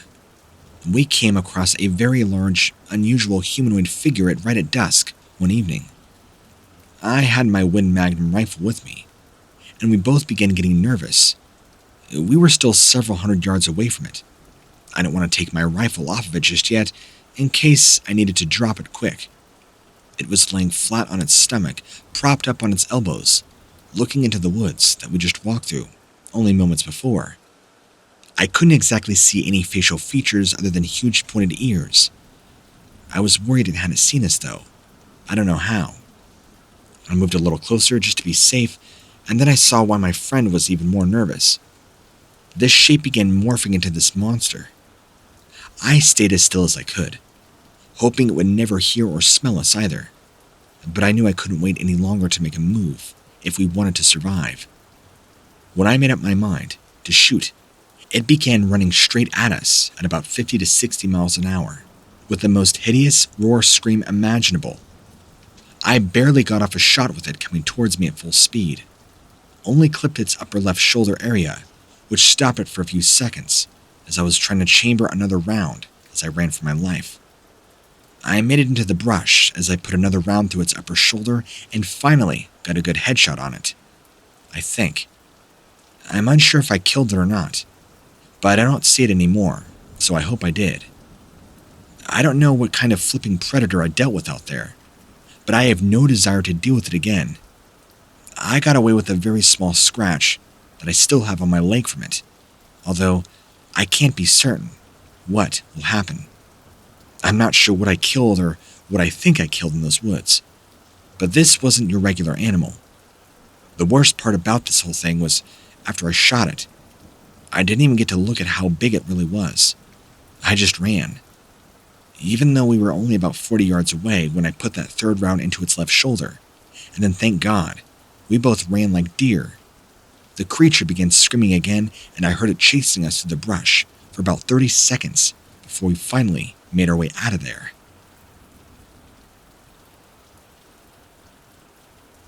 I have a story about two experiences that I had in northern Michigan, one near Gwyn and the other near Ironwood. The first time I saw what could be described as a Wendigo, I was 16 years of age, fishing with my grandfather at night, way down along the southeast part of Messick, around 10 o'clock. We were catching pike off the dock when I got spooked and told my grandfather I think I just saw a Wendigo. I had seen something white running along the tree line. I was very young and had never heard of a Wendigo at the time, but I knew what I had seen wasn't normal. It had to be some sort of creature or something, I told him. That's all I knew. It wasn't human. It moved way too fast for any man I know. The next day, we were eating breakfast with my family, and I told them about seeing what I thought was a ghost on our fishing trip. My dad, of course, said the only thing out there would have been an old trapper by the name of Fred. He went crazy out there hunting for wolves back in the 30s, and he was also known to kind of be crazy. You might see him out there. I should go out there tonight. I know I did not imagine that thing. Well, later that night, at about 11:30, I went down to the dock that we used behind my grandmother's house. I didn't even make it the whole way down before I saw it again. And I knew I couldn't leave until I proved myself right. So I stayed and watched this thing run around on all fours and then stand up, walk, and then run again across the field. When I saw it stand up and walk on two legs, I knew what I was looking at. I at least knew that this thing was not human. It had to be a Wendigo. After watching him for about an hour, he disappears back in the forest. Scared out of my mind by what I seen, I ran all the way home without looking back once. The next morning, as we were eating breakfast, like we always do every morning, my brother, who is very into ghosts, told me that there used to be this old abandoned house on those woods. People said they would hear screaming in the middle of the night. I guess one guy who lived right across from those woods said something was moving around his house late at night, throwing rocks at his windows and doors, shouting at the house. My brother said they moved because it wanted the people who lived there gone. Now, my second experience with this creature happened also in northern Michigan, in Ironwood. It was also right around 10 o'clock. I went out on a camping trip with some friends of mine. We were all sitting around the fire telling stories when one of my friends told us about an encounter he had where he experienced the Wendigo. This friend explained how him and his girlfriend at the time were driving back from visiting her uncle and aunt. They also live in that same area, and they got jumped by something they initially thought was some guy trying to rob them, but that their car wouldn't start, so they decided to walk. As they're looking down by the river, alongside of the road, there was something digging around under their car, so they both walked over to find out what it was. What he didn't know is that that creature had crawled into the engine block, or at least under it, and shut off the car by pulling on wires and destroying parts. This way, the car could not run. As he got closer to this thing, it came running out from under the vehicle, and what my friend said he saw scared him half to death. This thing was like half man, half deer, half goat. Scared for their lives, they both ran back to the highway where somebody had finally stopped to see if they were okay. When they told this man that what they had saw, he just laughed at them and said, "It was just a Wendigo. You need to go home now." Scared out of their minds, the couple got in somebody else's car and drove all the way back into town. They finally found a place that would let them stay the night, even if that had been after hours, so they stayed there until morning, shaken up by what they had seen. Of course, that's not really my second encounter, so I guess this is technically my second encounter. That was just another part of the story. Well, this happened one winter, around January or February, on my mom's side of the family. It was actually a camping trip, where me and my little brother were around 10 years old at the time, We put on some new snow gear, picked up our rifles for this hunting trip, and hitched a ride with my cousins to the cabin. This is where we're going to be hunting about an hour or so, freezing our butts off in the car. We finally get there, and once again, the people who own the cabins told us something terrible had happened here last night. Scared beyond our wits because none of this sounded good. Even worse when they explained what had happened. It really did sound like an attack. An attack I would learn that would later be done by a Wendigo. The people said that one of their kids from another marriage was staying at the cabin when she apparently got attacked by a creature. There were claw marks all over her face and body. It looked like she had been mauled by a bear. And this thing had also broken in the house and attacked her. She had run out into the middle of the road in -40, screaming at the top of her lungs, when somebody finally drove by to see what all the fuss was about. She explained that something had dragged her back into the cabin and was trying to kill her. Not long after, my little brother decided we were going to go check things out, maybe hunt down whatever did this. But before we could do anything else, these 2 police officers pulled up asking us where the problem was out here, and if they were ready to help us. So, long story short, they had no idea who or what did this, just that it apparently looked human, but acted inhuman, which sounds exactly like a Wendigo attack. Scared out of our wits, my brother and I ran back to the cabin where we were sleeping. We had no idea what was going to happen or what we should do. A few hours after the first officers arrived, another couple showed up asking who was staying here tonight, and if anybody else had seen anything unusual like this before, asking if any of these cabins were rented out for the week, or if somebody was staying here, and they might have seen anybody coming in or out of this cabin with weird clothes, hair color, or anything that would set them apart from everybody else. Scared by these strange questions, afraid they might be trying to find somebody who looks like me, I stayed quiet. But it turns out, one of my cousins was staying at the cabin. He wasn't there when all this happened, and everything went down. But his friend went running for help after seeing what had happened, so apparently, the Wendigo looked exactly like him. Red hair and green eyes. Yes, it's true. These beings can take shape of anybody you know. They are indeed shapeshifters. Be very careful.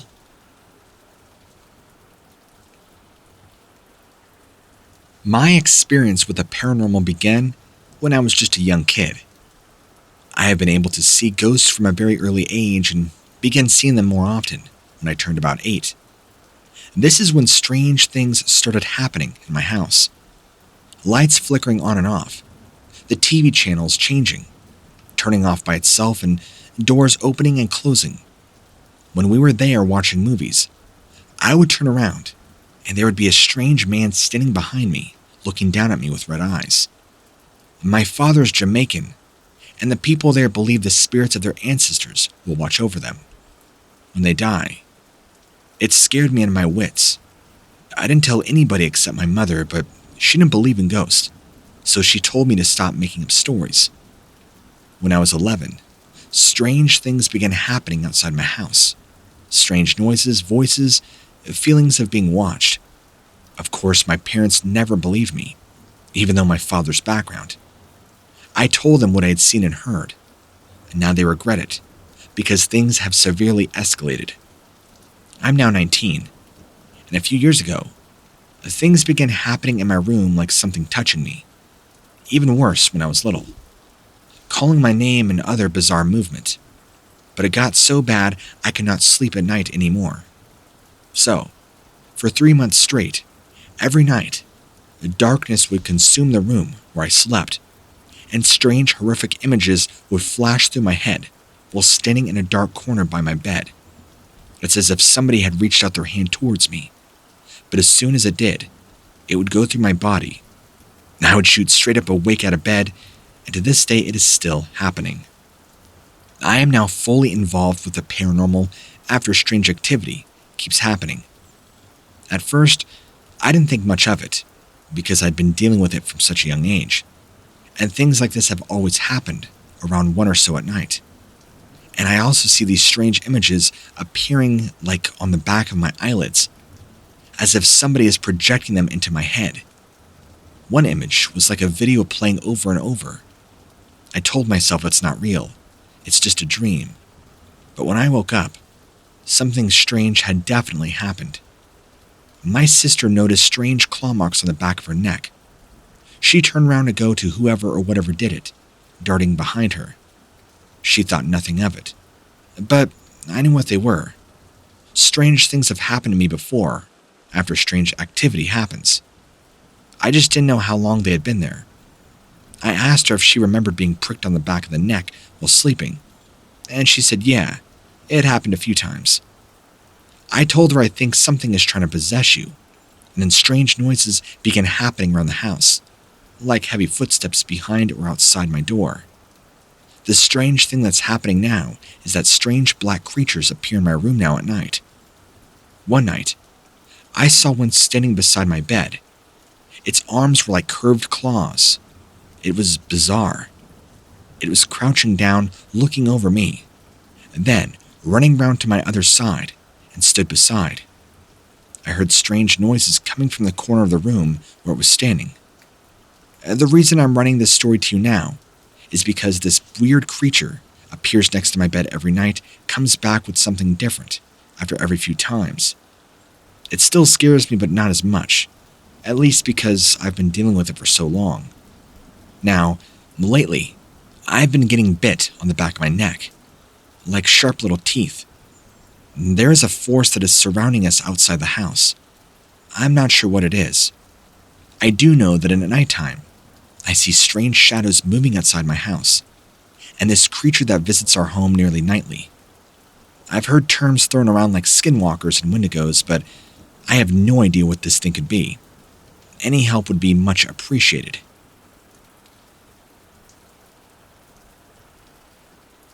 I went camping with some friends up at White Lake State Park. It was this annual thing we all did every year. But for this particular year, I had to go alone. I was camping with my pop-up tent camper. It's an older model, yeah, with the inside having virtually no electrical outlets. So it has a light you have to hold while going inside. There were only ever overhead bunk beds instead of a full-size bed on the bottom. Anyway, me being a heavy sleeper usually would be passed out until probably 9 or 10 a.m. So I woke up to use the restroom, and when I came back, I began to start packing from the camp. I noticed that it was super bright outside, way too early for this much sun, if my blinds were closed. I opened my door and see these two strange legs standing outside my window. Whatever this thing was not human. Long skeletal-looking arms, covered in strange scales. It had a skeletal head with no eyes, but there were horns protruding from its skull and kind of a skeletal snout with jagged teeth. This creature stood there staring up into the camper, turned to look at me with the most evil yellow eyes that almost glowed. I felt this tingling on my neck as if something was breathing on me. When I came back to reality, I couldn't move nor scream for help. So I said, "What are you?" And this thing kind of just dissipated in front of me. The sun came up a little while later, and I stayed pretty freaked out by what had just happened. Safe to say, I grabbed my stuff and left ASAP to return home, never to go camping again. Well, at least for a good amount of time after that.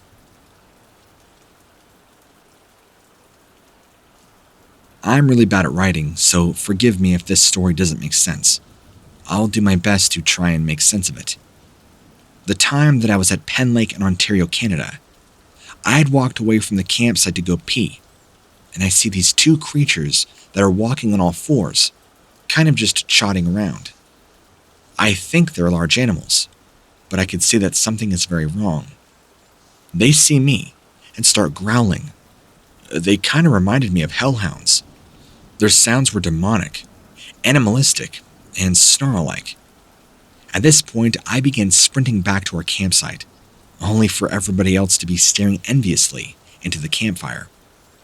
I tried to tell them about what had just happened, about these demonic-looking creatures walking around, chasing after me.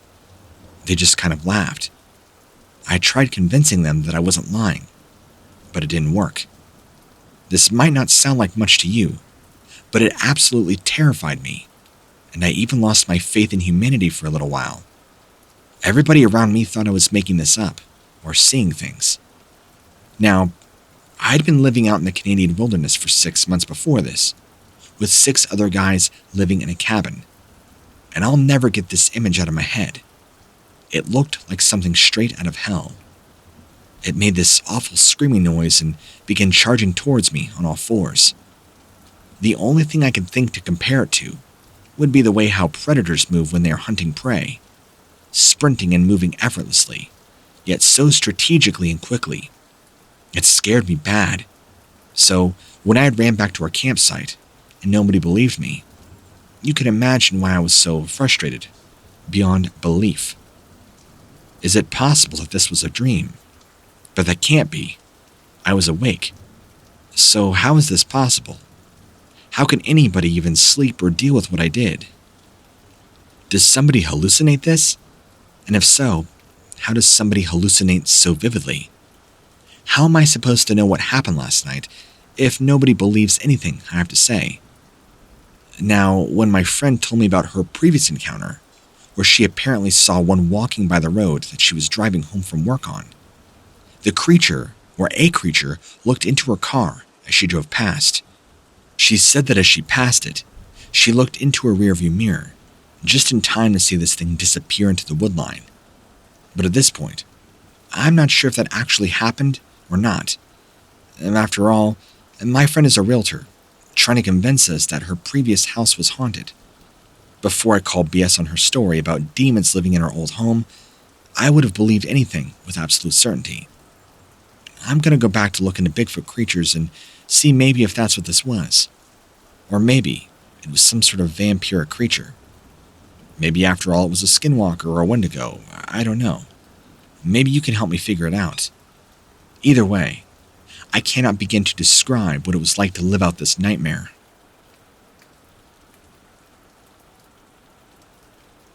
I had an encounter with a Skinwalker in New Mexico when I was in the Marines, stationed out of Holloman AFB. This happened to me and a buddy on our last night in the country. We were getting ready to turn into dirt dogs and head back to the world from an austere location. This had been our home for several months. We would be passing through a small town on Highway 70, headed north towards Alamogordo, where we were going to drop off some equipment before heading back east. It was probably 1 a.m. or so. No road traffic at all. Very dark outside, save for the headlights, illuminating what is directly in front of you within range of your lights, before they become too dim due to the distance from your vehicle. My friend was driving, and I in the passenger seat. We were talking about what we were going to do when we get back to the stateside, where we would live, and all kinds of things you do on a long drive.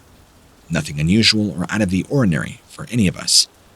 So, as we come right around a curve on Highway 70, heading north towards Alamogordo, there was a thing crossing our path from left to right. It is completely sprinting across the highway, and since this area is so rural, there's no real light pollution. This thing is fully illuminated now in our headlights, and my friend slams on his brakes, which causes the Jeep to fishtail and slide on the gravel shoulder we just turned off of. We both see this thing sprinting across the highway, and we both instantly know what it is. A Skinwalker. One of those evil things that are supposed to be Navajo witch demons. I start yelling for him, "Go, go, go," as I'm reaching for my N16A2, mounted on the back seat.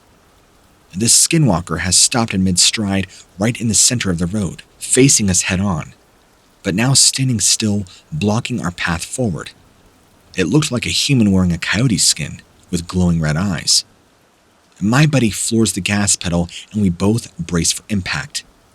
The Jeep hits this thing dead center, and I'm looking at this thing in the face, followed closely by the sound of breaking bones. Crunch, crackle, pop. We spin out on the gravel shoulder after hitting whatever that was in the road. No one is around to see what happened or provide support if things went bad. Just us against some evil Navajo witch demon thing. We're still sitting around there, stunned when another vehicle appears coming from behind heading north towards Alamogordo like us, stops next to us on the shoulder and shines his brights on while honking a horn. The driver gets out and walks up to the Jeep. It's a New Mexico state trooper who immediately starts asking us what happened. Very calm, very deliberate but firm tone of voice. He listens to our story without interrupting and says he had just gotten word about a skinwalker that was seen in this area. We get back on Highway 70, heading north, while the trooper follows behind us slowly, so we didn't get run off the road by whatever it was that hit my buddy's Jeep before we could leave this accursed highway. We recap the encounter on the way back to base, and he asks some basic questions about what we had just seen. When we get back to the OFB, we hop online and do some Googling of Skinwalker. Find that there are 2 accounts of Skinwalker attacking motor vehicles before, but not in a desert like this. One was outside Salt Lake City, and the other near Shiprock. We both agree that if it hadn't been for me yelling at my friend when we saw this thing standing dead center of the road, blocking our path, we would have been dead, or possibly worse. I've been wanting now to go back out there and look around for some evidence of something, but I don't know what we would expect to find beyond maybe a coyote's remains. And if we did, maybe all we'd find is a dead coyote, so it wouldn't really prove anything. A lot of things about that night still bother me, and I'm not sure this will ever truly be settled. But that encounter has definitely stuck with us both, my friend and myself. That will never go away.